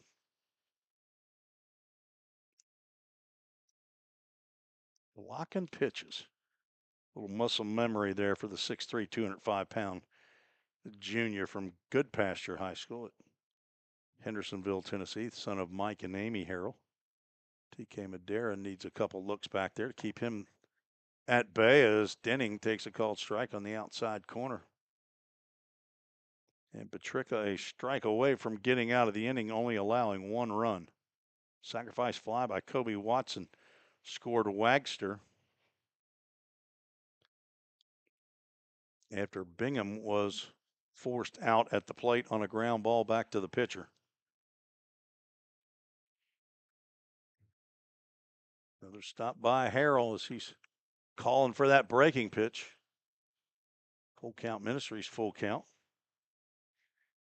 Wouldn't be a bad walk.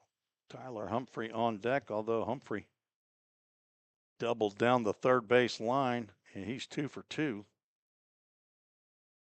I don't know that he can leave the yard like Easton Denning can. Full count pitch, fouled straight back. I have another full count Ministries verse of the game at near the end of the game, along with the Chick-fil-A of Rivergate player of the game.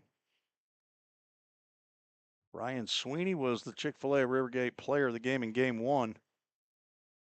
Outstanding pitching performance. 6 innings, 2 hit shutout baseball, walked 1, struck out 7, got his 5th victory. That stroked out the center field, but Parker Staborski steps to his right and makes the catch for the final out. Good job by Paducah to limit that damage. So 1 run, no hits, no errors, and 2 runners left aboard. They've left a half a dozen on.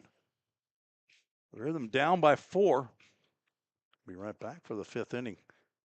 You're listening to the Full Count Broadcast Network. Feeling tight, stiff, and not quite yourself? Then it might be time to go see the professionals at Absolute Wellness. Located at 101 Tennessee Way, Suite 100 here in Hendersonville, Absolute Wellness can get you back on track with their numerous services like chiropractic care, massage, acupuncture, spinal decompression. Call Absolute Wellness at 615-264-8515 today to get in on some great offers. That's Absolute Wellness. Your road to absolute wellness starts here. We all think about our home's yards, gutters, floors, and so much more. When was the last time you thought about your sprinkler system? That's where Music City Fire Sprinkler steps in. It may shock you that in-home sprinkler systems are discreet and affordable. Let the experts at Music City Fire Sprinkler tell you for themselves. Give them a call at 615-826-7450 or check them out on the web at mcfs.us. That's Music City Fire Sprinkler, proud sponsor of the Full Count Rhythm. Let's get back to Full Count Rhythm baseball action on the Full Count Broadcast Network.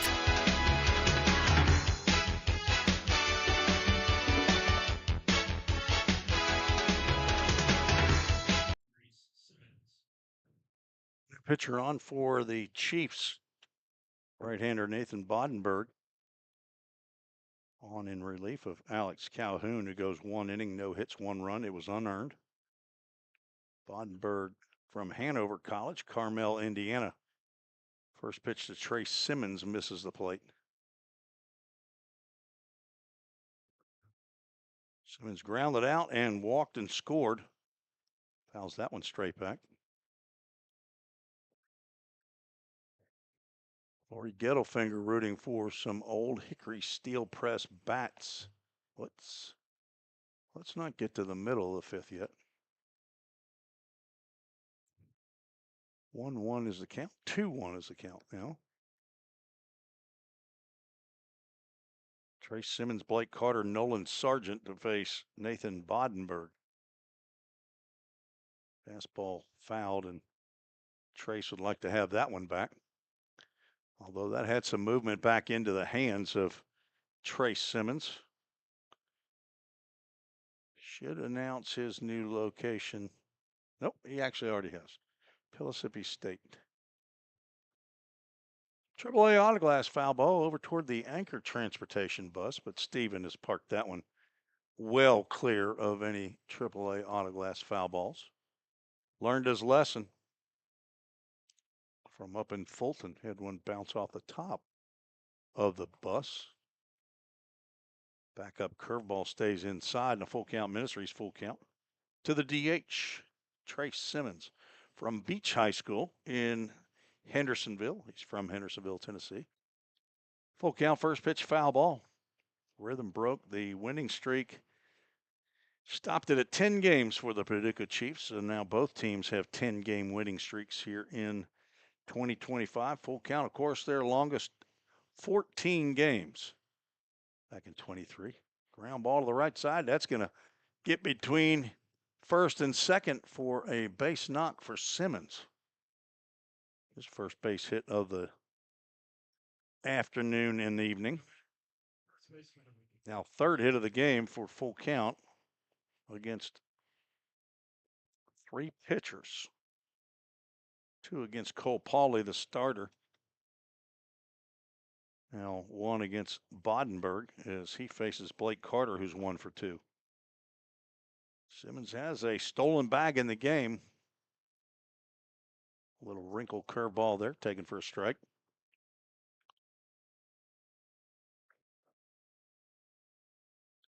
Back at home tomorrow, take on the Fulton Railroaders. Railroaders lost to Hoptown as another slow breaking pitch sails across the plate. Carter now down in the count, 0-2. Henderson got their 15th win of the year. Hoptown their 11th, and the Rhythm 20-8. Blake Carter has just been set down on 3 straight pitches. Good morning, good afternoon, and good night as he strikes out for the second time in the ball game. Took a pitch way too close with 2 strikes there. Now Nolan Sargent, who's reached both times he's come to the plate, singled in the second, walked in the third. Rhythm need a couple of runs to get back into it. Bodenberg buries the first pitch down low. Nate Lang still the left fielder. TK Madera in center. Gunnar Bingham in right. Brett Haas down at third. Noah Wagster is the shortstop. Jabin Gautier at second. Kobe Watson at first. A little wrinkled curveball catches that outside corner. That's been the best pitch of the inning for Bodenberg. Behind the plate, Tyler Humphrey catching his third pitcher of the night here in the top of the 5th inning, scheduled for 7. Ground ball, that's going to get to the backhand, and a throw to second base gets the lead runner. Nice backhand and a nice play there by Javin Gautier. I think that was a case of a look what I found type of a thing, but he found it in his glove. Sargent grounds into the fielder's choice. 4-6, Simmons retired for out number 2.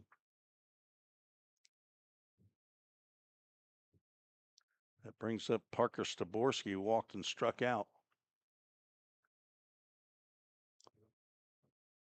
Check and make sure that is still Gautier. Throw over to first.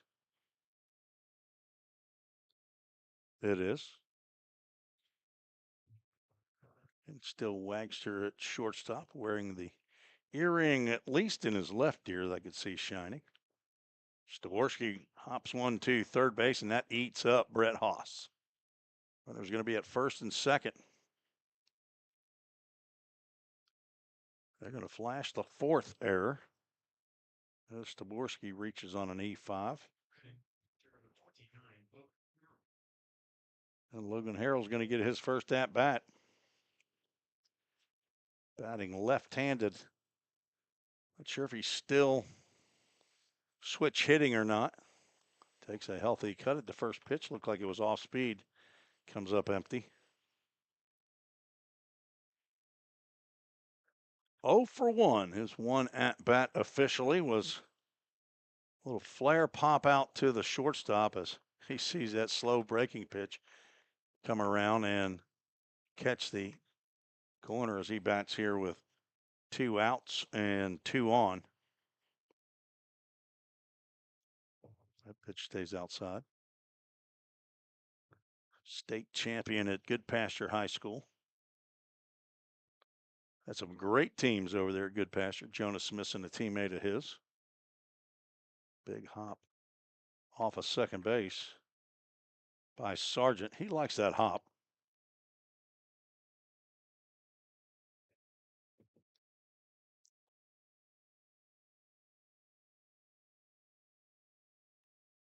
Ground ball, that's going to get to the shortstop. Wagster gloves, throws on the run, right to Watson, and Harrell is retired for out number 3. Rhythm threatened with a single and an error. Cannot move runners around. No runs, 1 hit, 1 error, 2 runners left aboard. And now between the top of the 5th and the bottom of the 5th, let's see if we can figure out some more full count rhythm history. See what I got for last year, 2024. Have I pulled anything up? Rhythm went 25 and 30 in 55 games in the Prospect League last year. Longest winning streak of the year was a 4-game winning streak. It's the only year that the Rhythm have had a longer losing streak than they've had a winning streak. Longest was 5 games.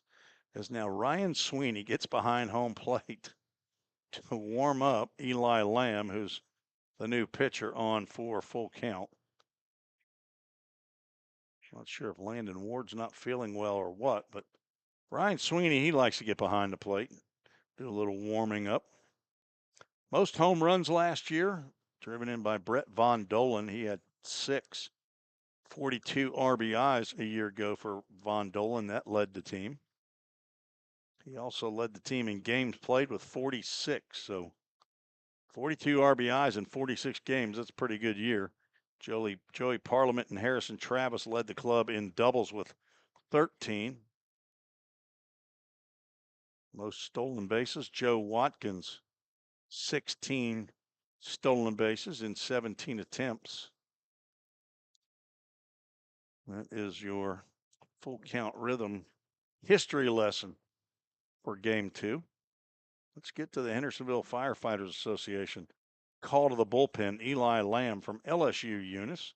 6'5", 230-pound redshirt sophomore from Franklin, Tennessee. He played high school baseball with Ryan Sweeney at Centennial High School.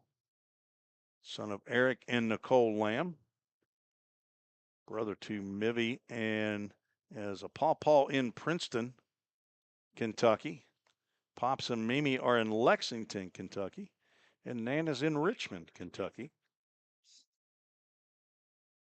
Eli Lamb to pitch the bottom of the 5th. His 5th appearance of the year, 3rd in relief, 12 1/3 innings, 4 hits, 1 run. It was earned, 3 walks, 15 strikeouts. Delivers the first pitch to Tyler Humphrey, high for ball 1. Third pitcher on for the Rhythm.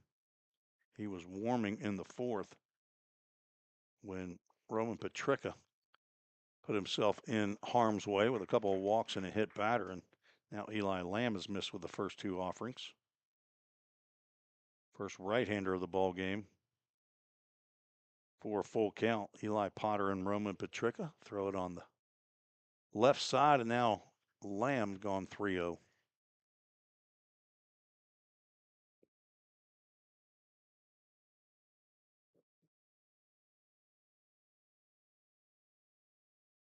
Tyler Humphrey 2 for 2, single and a double.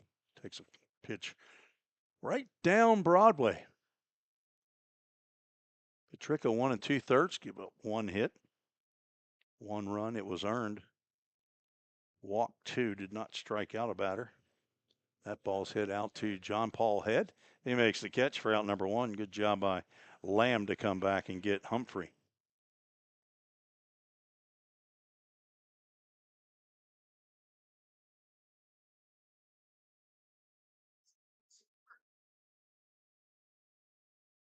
Paducah faced 8 batters. Walk 2, hit 1. Now Javin Gauthier, who's 1 for 2, stands in. First doubleheader of the week. First doubleheader of the year for full count. I believe it's the second doubleheader for Paducah. They swept. I can't remember now who it was. The one was a 4-3 win, and the other was 11-0. As Gauthier looks at a fastball for a called strike.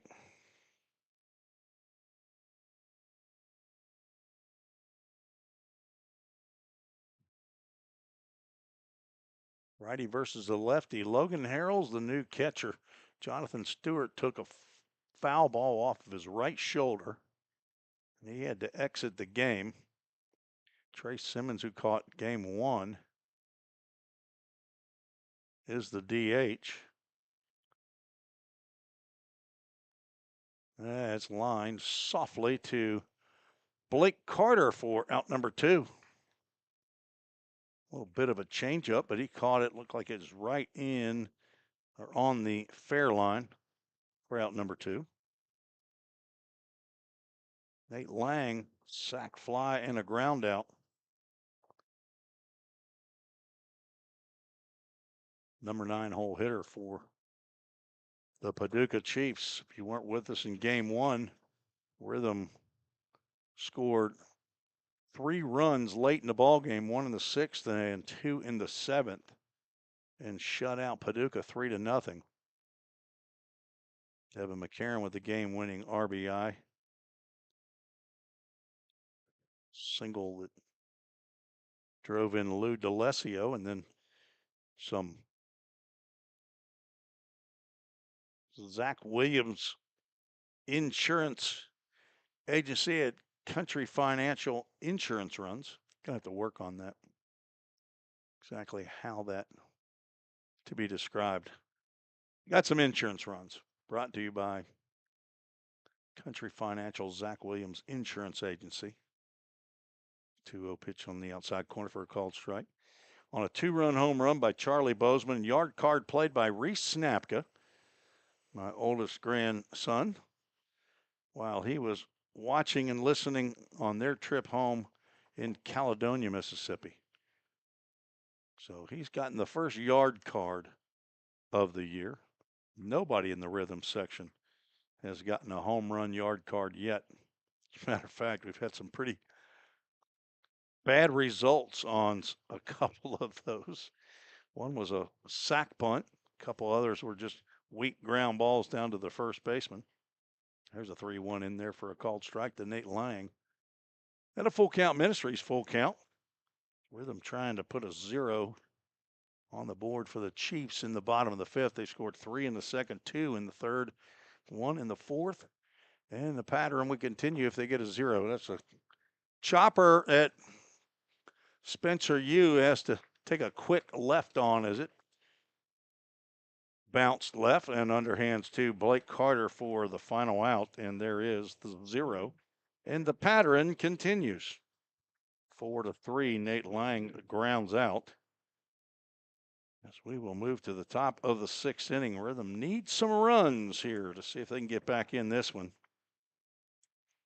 Trail 6-2.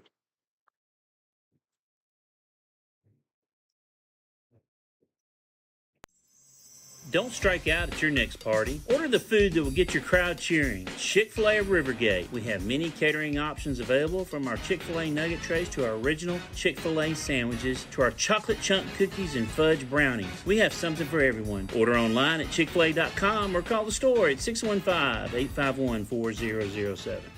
If you didn't know, the Full Count Rhythm is part of the organization called Full Count Ministries. Full Count's mission is to give every baseball player the opportunity to hear the gospel, respond to the gospel, and grow in the relationship with Jesus. With Full Count, you could lead by discipling the next generation by using our resources, or you could go on international mission trips. For more of what we do, check out our website at fullcountministries.com or our pages on Instagram and Facebook.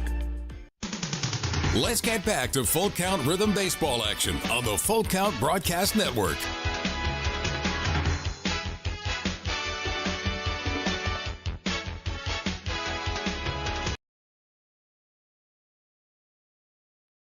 New pitcher on for the Paducah Chiefs.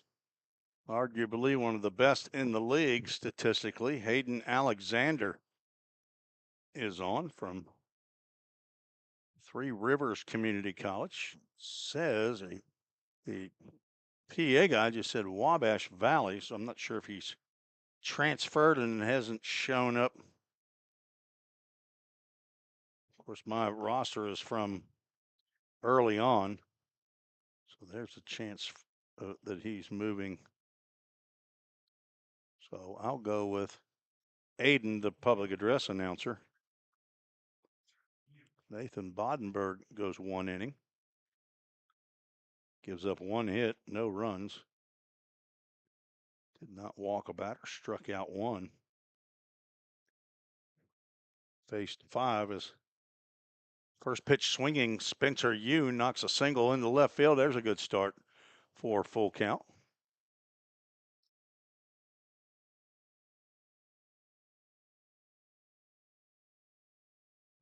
I'd wait to see if they were going to flash a hit, or if they thought that Wagster was going to snag that one. First pitch swinging Yu. And now John Paul Head steps up. He's looking for his first hit of the ball game. 0 for 1 with a couple of walks.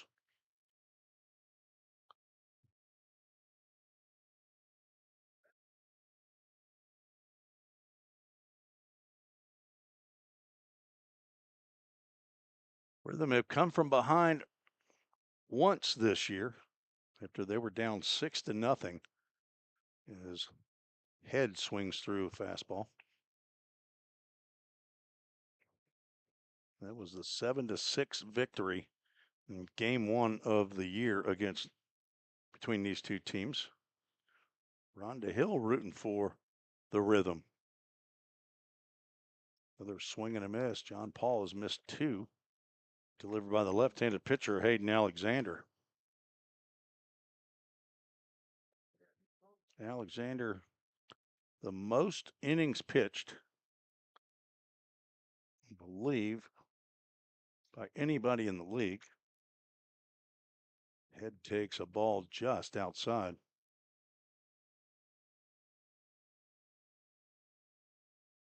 .36 2/3 coming into this inning. Alex Fisher with Madisonville at 30 innings. I don't think he might have pitched today. And John Paul takes ball 3 up. The Full Count Ministries Full Count. Devin McCarron on deck. Alexander's 3rd appearance in relief. And he has just walked John Paul Head, and the first 2 have reached here in the 6th.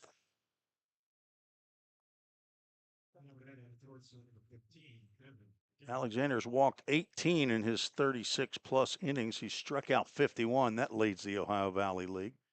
Giving up 26 hits, only 13 runs, and only 8 of those are earned. His ERA is 1.53 coming into this contest. Devin McCarron, ground ball foul down the third base line. Pig Howard, third base coach, had no chance to field that one. Blackstone, Virginia. Peyton Vaught's aunt. She ain't his uncle. She is his aunt. That ball gets by the catcher, and both runners are going to move up. Assume on a wild pitch.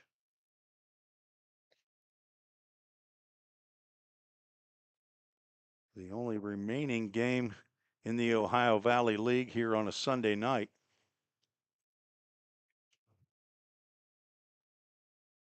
Still some leftover fireworks that need to be lit.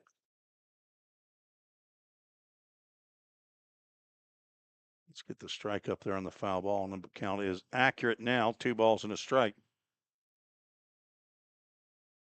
Some of you are going to bed. Don't leave early, especially if you're a Rhythm fan. Tapper down the third base line. It will roll foul.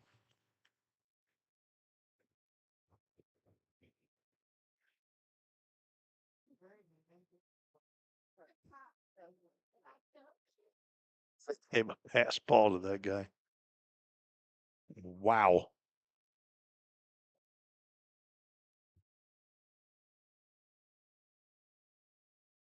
Not good one.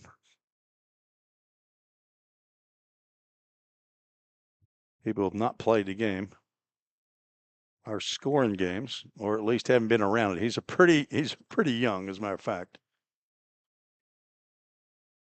They could still be in high school, the official score that they have here for the Chiefs. Full count Ministries, full count. Nobody out, 2 on. Tying run in the on-deck circle. And there's ball 4, and Alexander has loaded the bases. A single by Spencer Yu, and now back-to-back walks. The pass ball doesn't mean a thing now. And Jake Merrick, who's looking for his first hit of the day, will step to the plate. He is 0 for 6. That doesn't happen.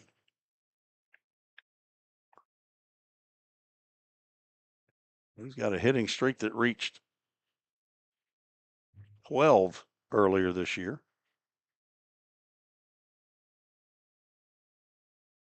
On base streak ended the other day. Did not reach base in game 1 of the doubleheader and hasn't reached base here in this game. Bats here with the bases loaded and nobody out. The tying run at the plate. And ball 1. Should I just go? I'm going to go ahead and go for it. Yard card grand slam, first one of the year. He's going to go down the left field line. Merrick.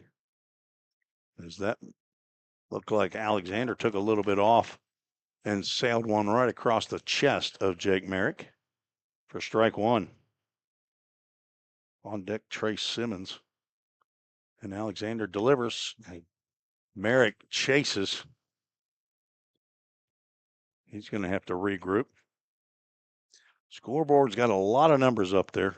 Shows 2 runs, 4 hits, 3 errors for full count. 6 runs, 5 hits, 4 errors for the Chiefs. And the 1-2.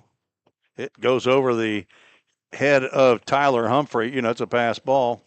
Spencer Yu stays at third. Everybody stays put. Bounce back just a little bit, and no reason to run yourself into a possible out. Spencer Yu stays at third base. 2-2 pitch is outside. Humphrey has to reach for it, and now a full count. Ministries full count. Hayden Alexander doesn't look like he wants to come in to Jake Merrick at all. Came into the day hitting .375, 30 hits, and the 31st hit right now would be welcomed by full count Rhythm fans. A long look into the sign and the pitch. And that hits Jake Merrick. Might as well go ahead and take one off the body. And the third run of the ball game as he wears one. That's his 10th plunking of the year. Drives in a run. He would have been just as fine to take the walk. But an earned run as Spencer Yu comes in to score, and we're going to have a team meeting. A whole bunch of Chiefs out there on the mound. Spencer got the inning started with a single just to the left of shortstop Noah Wagster, then a walk, and a hit batter have produced the third run of the ball game. And I don't think Hayden Alexander has had this kind of an issue this year. As I said, one of the top pitchers in the league statistically. Conversation over, I assume, by the pitching coach Kent Wallace. Thanks for joining me today on YouTube and on Facebook. Right here on the Full Count Broadcast Network. You can hit that subscribe button, or you can follow Full Count Rhythm Baseball on Facebook, and you'll be notified the next time we go on the air, which will be tomorrow at about 6:50 p.m. Central Time. Carry the Rhythm versus Fulton ball game as Simmons swings at the first offering from Alexander and comes up empty. Rhonda Hill, you're the good luck charm. Keep on posting there on Facebook. Lori Gettelfinger as well. Off speed as he turns that one over and blocked nicely by Humphrey. Keep everybody at their respective bases. Simmons grounded out to first, his fourth straight ground out to the shortstop. Then he walked in the third, ultimately came in and scored on an errant throw by the catcher after he stole third, then singled in the fifth. Looking to do some damage here. I still have a yard card. Breaking pitch sails around the corner of the plate for ball two. Trey Simmons. Is Trey Simmons going to, I'm just going to stay with it. I'm going to stay with the grand slam. It's going to happen sometime this year. Maybe it'll happen right now. Yard card for Simmons. Fastball outside. And now a 3-1 count. Alexander is moving from the back seat of the struggle bus up to the middle.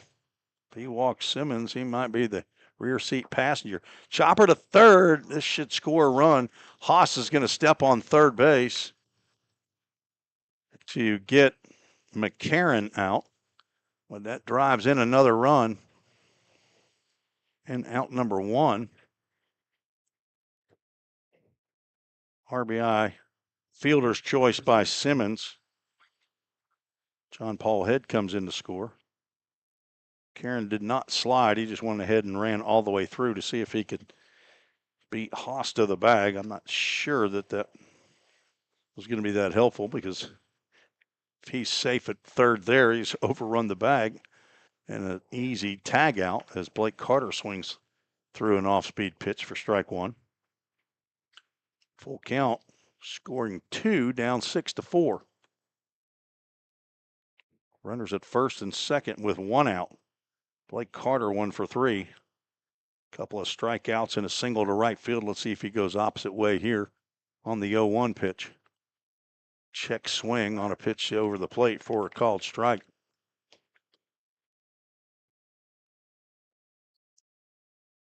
Rhythm rather not have a ground ball to a middle infielder, and also would not want a strikeout. Carter just gets a piece of that one, fouls it back. Nolan Sargent, the on deck batter, will retrieve that. Apparently the ball boy is a little tired over there in the Chiefs dugout. Nolan tried to throw the ball back right-handed, and he had got it caught up in his batting glove strap. 0-2 pitch. Lifted out to right field. Tagging is Merrick. The catch is made by Bingham, and waiting, except they've got the runner at first base. Throw over, and that's bad base running again. Trey Simmons thought that Merrick was going to go. He didn't run with his head up, and he is thrown out at first base. Now Kobe Watson down. Not sure what happened. So a 9-5-3 is going to be a double play. Simmons slid into first base. Didn't see anything ugly as Jimmy Gamboa helps Kobe Watson up. Blake Carter flies out into a double play that ends the inning. Simmons apparently running with his head down, and he runs into a 9-5-3 double play to end the inning. But the Rhythm do score 2 runs on 1 hit. No errors, and 1 runner was left aboard. Trailing by 2, heading to the bottom of the 6th. See if the Rhythm can come all the way back. Going to have to put a 0 on the board here in the bottom of the 6th. We'll be right back. Corson Fire and Security first opened for business in 1946. From the very beginning, we understood something important. We're not just protecting buildings. We're protecting the dreams that built them. We're protecting the lives unfolding inside them. Fire extinguishers, sprinkler systems, and security products are the tools of our trade, but people are the inspiration behind it. For 7 decades, we've never forgotten that. Corson Fire and Security. Corson.com. We all think about our home's yards, gutters, floors, and so much more. When was the last time you thought about your sprinkler system? That's where Music City Fire Sprinkler steps in. It may shock you that in-home sprinkler systems are discreet and affordable. Let the experts at Music City Fire Sprinkler tell you for themselves. Give them a call at 615-826-7450 or check them out on the web at mcfs.us. That's Music City Fire Sprinkler, proud sponsor of the Full Count Rhythm. Let's get back to Full Count Rhythm baseball action on the Full Count Broadcast Network.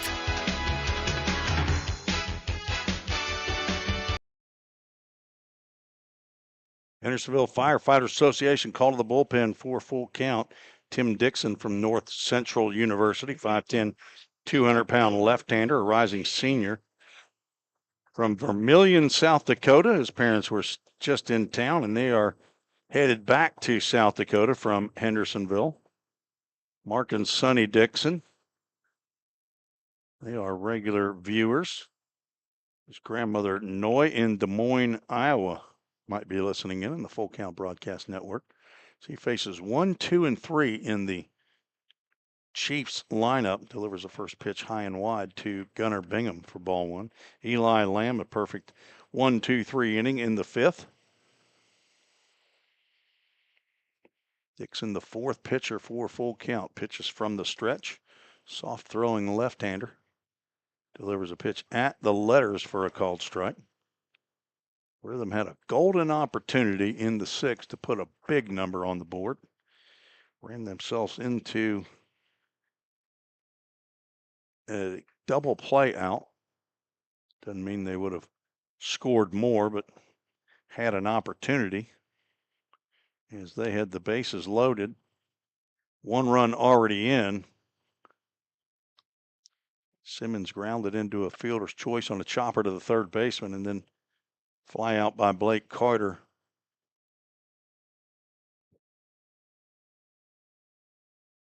There's now 3 balls and 1 strike to Bingham. And the fly ball, as Simmons thought that Merrick was moving up to third, trying to tag up, and Simmons was going to follow right behind him. Merrick did not go, and Dixon has now walked Gunnar Bingham to start the 6th. Not a good start. 3rd walk of the game for Bingham. He's 0 for 1, but he's been on base 3 times. Has not scored yet, and Full Count hoping that continues as the third base coach is flashing signs down at third base.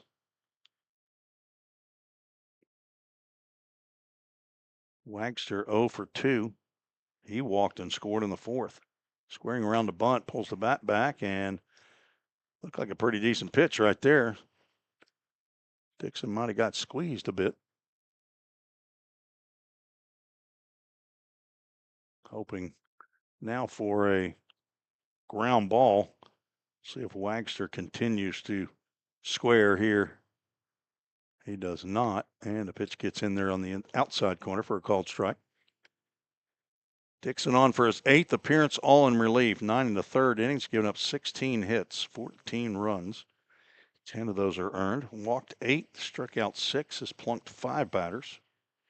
A 9.64 ERA.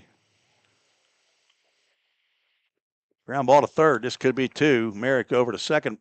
And off the base is Yu, and they're going to say safe at second. And Yu had the chance to just go ahead and tag the runner at second, but continued to throw the ball to first. And the fielding miscues are mounting for full count. That was not a good throw by Jake Merrick, and it was not a good decision by Spencer Yu to go ahead and throw the ball to first.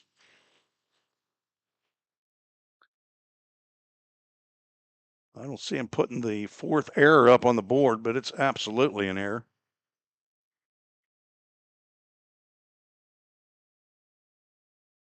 Let's see how they actually ruled that. Well, there's the error. They didn't put it on the scoreboard. I don't think. No, they did not. TK Madera, as the ball gets by Logan Harrell, and both runners are going to move up 90 feet. And it's starting to fall apart here in the 6th.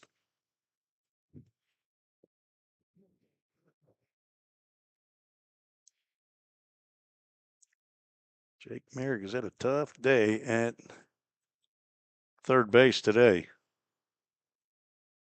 Now the infield is drawn in with nobody out, runners at second and third. Big breaking pitch. Parachutes right over the plate for a called strike. Madera 0 for 2. Hit by a pitch the last time he came up. If you weren't with us earlier, Logan Harrell is the catcher, in for Jonathan Stewart. Madera, as the ball gets by Harrell, and he's going to throw to Dixon, who can't handle it. And another run comes in. They're going to check down at third base, and he says, Robert Boone says he did not go. So it's a ball, but a wild pitch.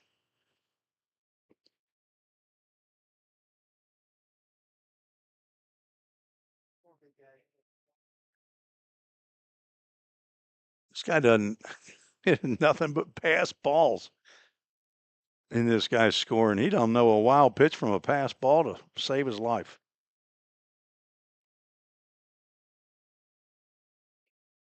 And I just walked him.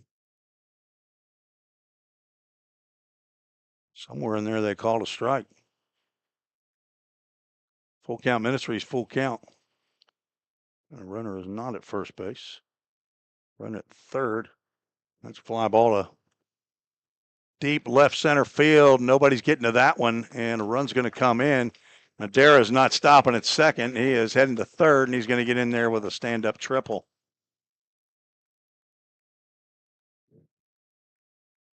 Madera with a RBI. I'm going to put a wild pitch that scores Bingham.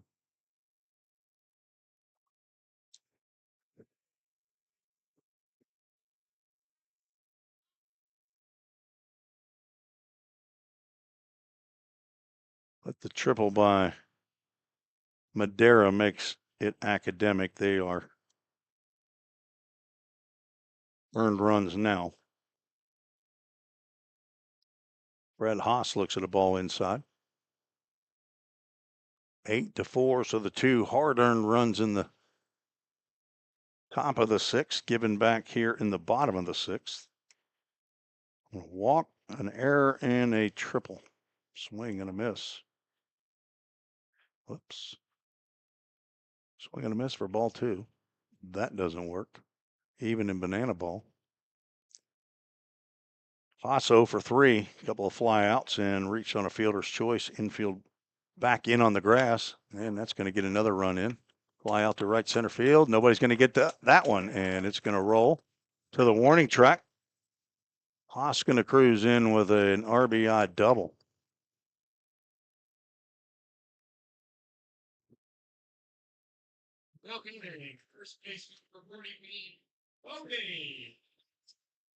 Kobe Watson will stand in. Looks like it's Tim Dixon's game to finish. Nobody in the bullpen.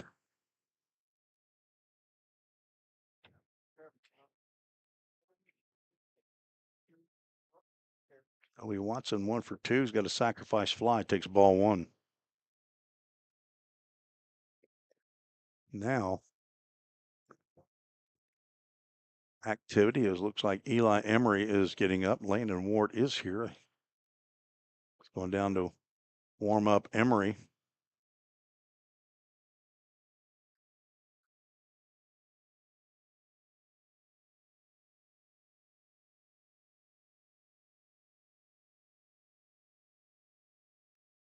Breaking pitch. That's going to catch part of the plate to Watson.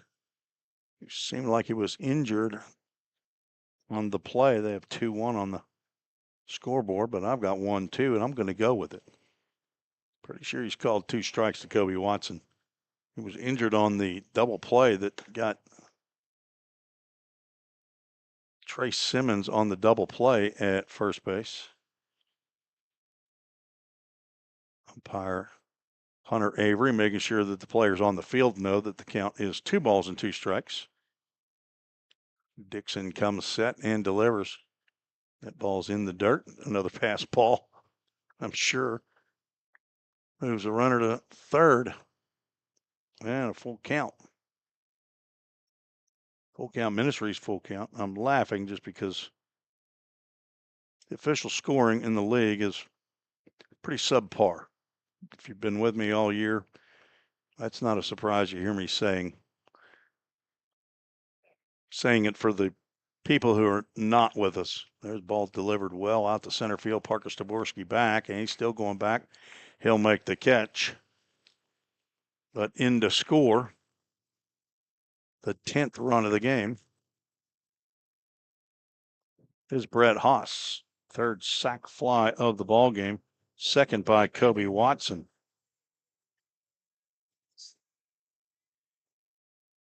And there's the first out of the ball of the 6th inning.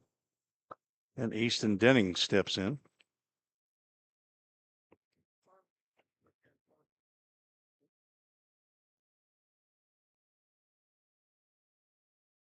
Denning 1 for 3. Takes a called strike.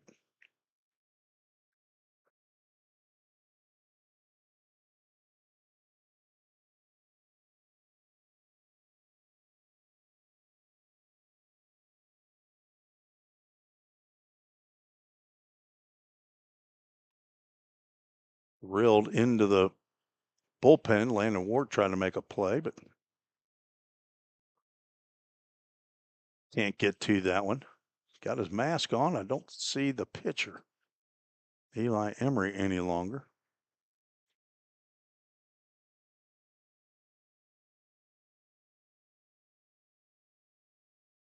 He went back into the dugout. Now he's coming out. Harrell has that one squeak underneath his glove. Ball 1.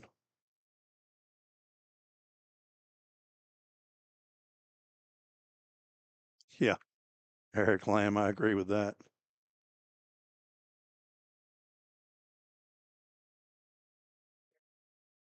1-2 pitch to Denning is up.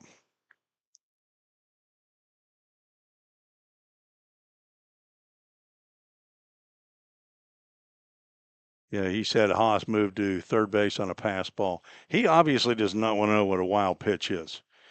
I don't know that he's given anybody a wild pitch. He must think any ball that gets by the catcher as that ball is popped up to the left side. Jake Merrick in foul territory, and he makes the catch for out number 2.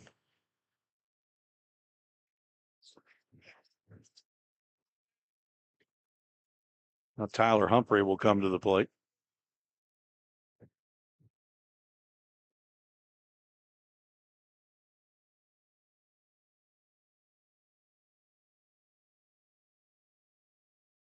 Changer, for some reason, showing earned runs at only 2 of the 4.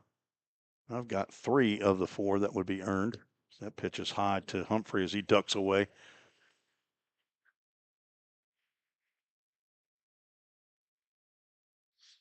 I try to be real on my score sheet. Try to call pass ball, and a wild pitch. Dixon delivers. Strike.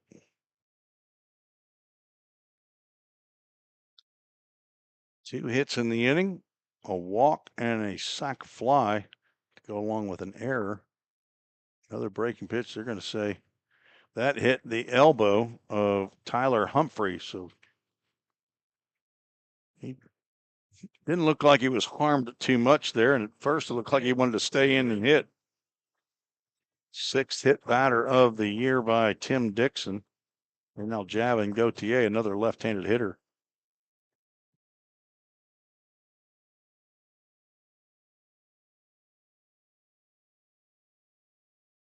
Got 5 out of their 9 batters. That ball's hit well, but it'll get over Lane and Warden to the batting turtle down the right field line.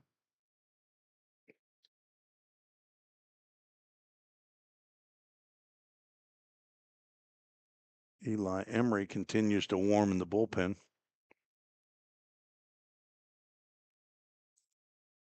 On the outside corner. Called strike. 10-4 is the lead. Full count game 1, 3-0. Got within 2 with 2 runs in the top of the 6th, but has now given up 4 runs in the bottom of the 6th. Paducah has broken this one open. Only a 7-inning ball game here today. Back to 9-inning ball game tomorrow night at Drakes Creek Park in Hendersonville against the Fulton Railroaders. Well hit out the right center field. John Paul Head on the run and makes the catch for out number 3. Yeah, Gauthier's bid for an extra base hit lands in the glove of John Paul Head. 4 runs in the inning on 2 hits, 1 error, and 1 runner left aboard. As we go to the top of the 7th.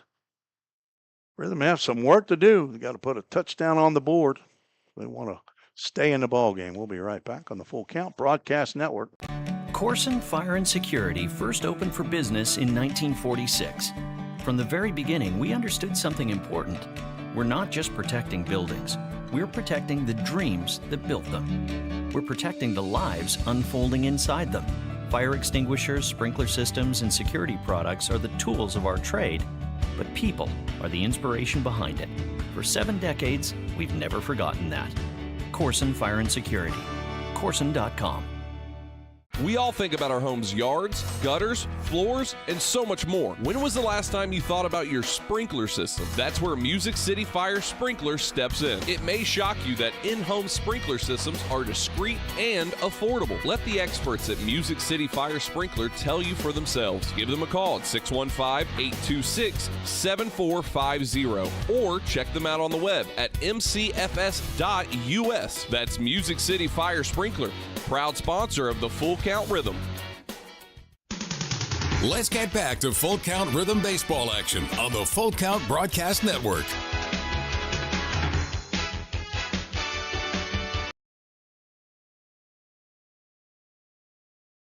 Final inning here at Paducah, unless the Rhythm can put 6 on the board and then hold Paducah in the bottom of the 7th. Then we'd have 1/2 inning. But there's a lot of work to be done. Nolan Sargent, Parker Staborski, and Logan Harrell to face Hayden Alexander here in the top of the 7th, final inning. Sargent backs away of a pitch called for a strike.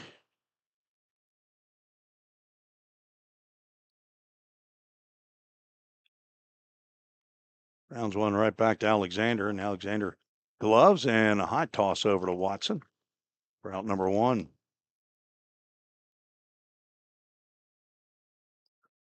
Let's get to our Full Count Ministries verse of the game. It's going to be in the book of James, verse number 19. First chapter, my dear brothers and sisters, take note of this. Everyone should be quick to listen, slow to speak, and slow to become angry. Parker Staborski takes ball 1. James 1:19, as we've been in the first chapter for several nights now. That is your Full Count Ministries verse of the game. We got to find a Chick-fil-A of Rivergate player of the game.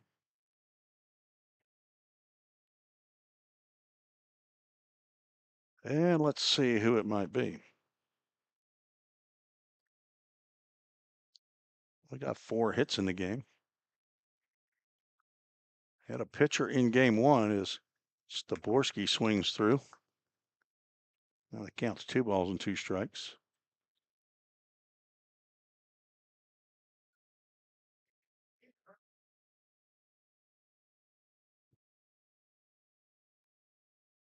Fouled that one off. Count remains 2 balls and 2 strikes. Logan Harrell on deck. He looks like he's gonna bat right-handed. So 1 at bat left-handed, 1 right-handed for the switch hitter. Down to third, and that eats up. Brett Haas bounces into left field. Staborski is on with, I gotta believe that's a base hit. He gave an error. Oh my gosh.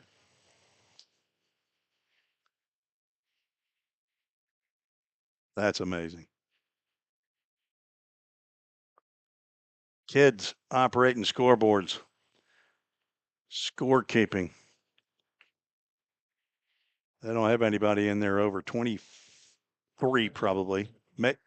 Maybe 19. Now Logan Harrell. I'm sorry, I can't give him an error. That's a base hit for Staborski. Keeping my own set of books anyway, so. Swing and a miss by Harrell.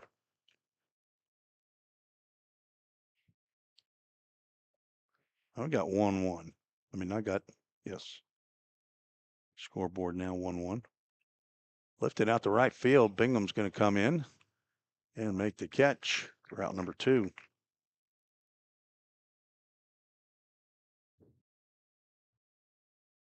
Spencer Yu gets an opportunity. I don't think we have a Chick-fil-A Rivergate player of the game. John Paul Heads reached base 3 times, 0 for 1. Spencer Yu backs away. Spencer's got a hit in 2 official plate appearances. Tapper foul. Again, it goes 0-2. Eli Potter in line or to be charged with a loss. If he would fall to 2-1. Rhythm would fall to 20-9. And a line drive by Spencer Yu, who is the Chick-fil-A Rivergate player of the game, by virtue of getting 2 hits and reaching base all 4 times, once on an error, as Spencer Yu is our Chick-fil-A of Rivergate player of the game. Look up, make sure they didn't count an error on somebody on that line drive to right field.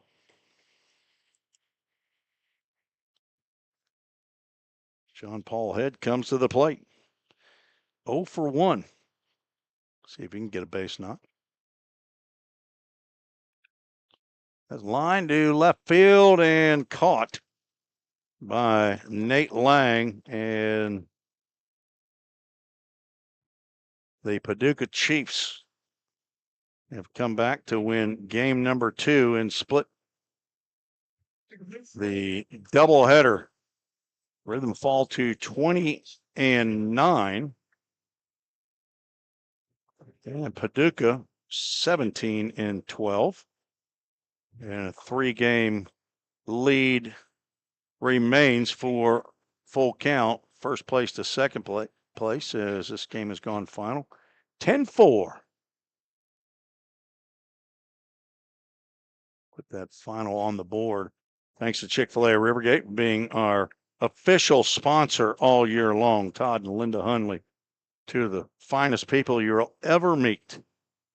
As Rhythm lose to the Paducah Chiefs, will be back home tomorrow to take on the Fulton Railroaders. This game takes 2 hours and 26 minutes to complete. They've got 4 runs, and yet as Jimmy's running a game changer, I think he and I have been mostly on tune. No runs, 2 hits, no errors, 2 runners left on base, 2, 3, 4, 5. I got 6 hits, 4 full count. They have 5 up on the board. 4 runs, 2 of those are earned. I'm not sure who they're going to show as the winning pitcher here, nor do I care. Losing pitcher is going to be Eli Potter, no save in the game. Got to pack it up. Thanks to John Smithson, our director of ministry, for the opportunity to bring these games to you on Facebook and YouTube. And for general manager and head coach Josh Carman, this is Tim Reese, and God bless you. Thank you for watching another edition Full Count Rhythm Baseball right here on the Full Count Broadcast Network. This has been another Full Count Rhythm Baseball game presented by Full Count Ministries and Chick-fil-A of Rivergate. We'll see you next time right here.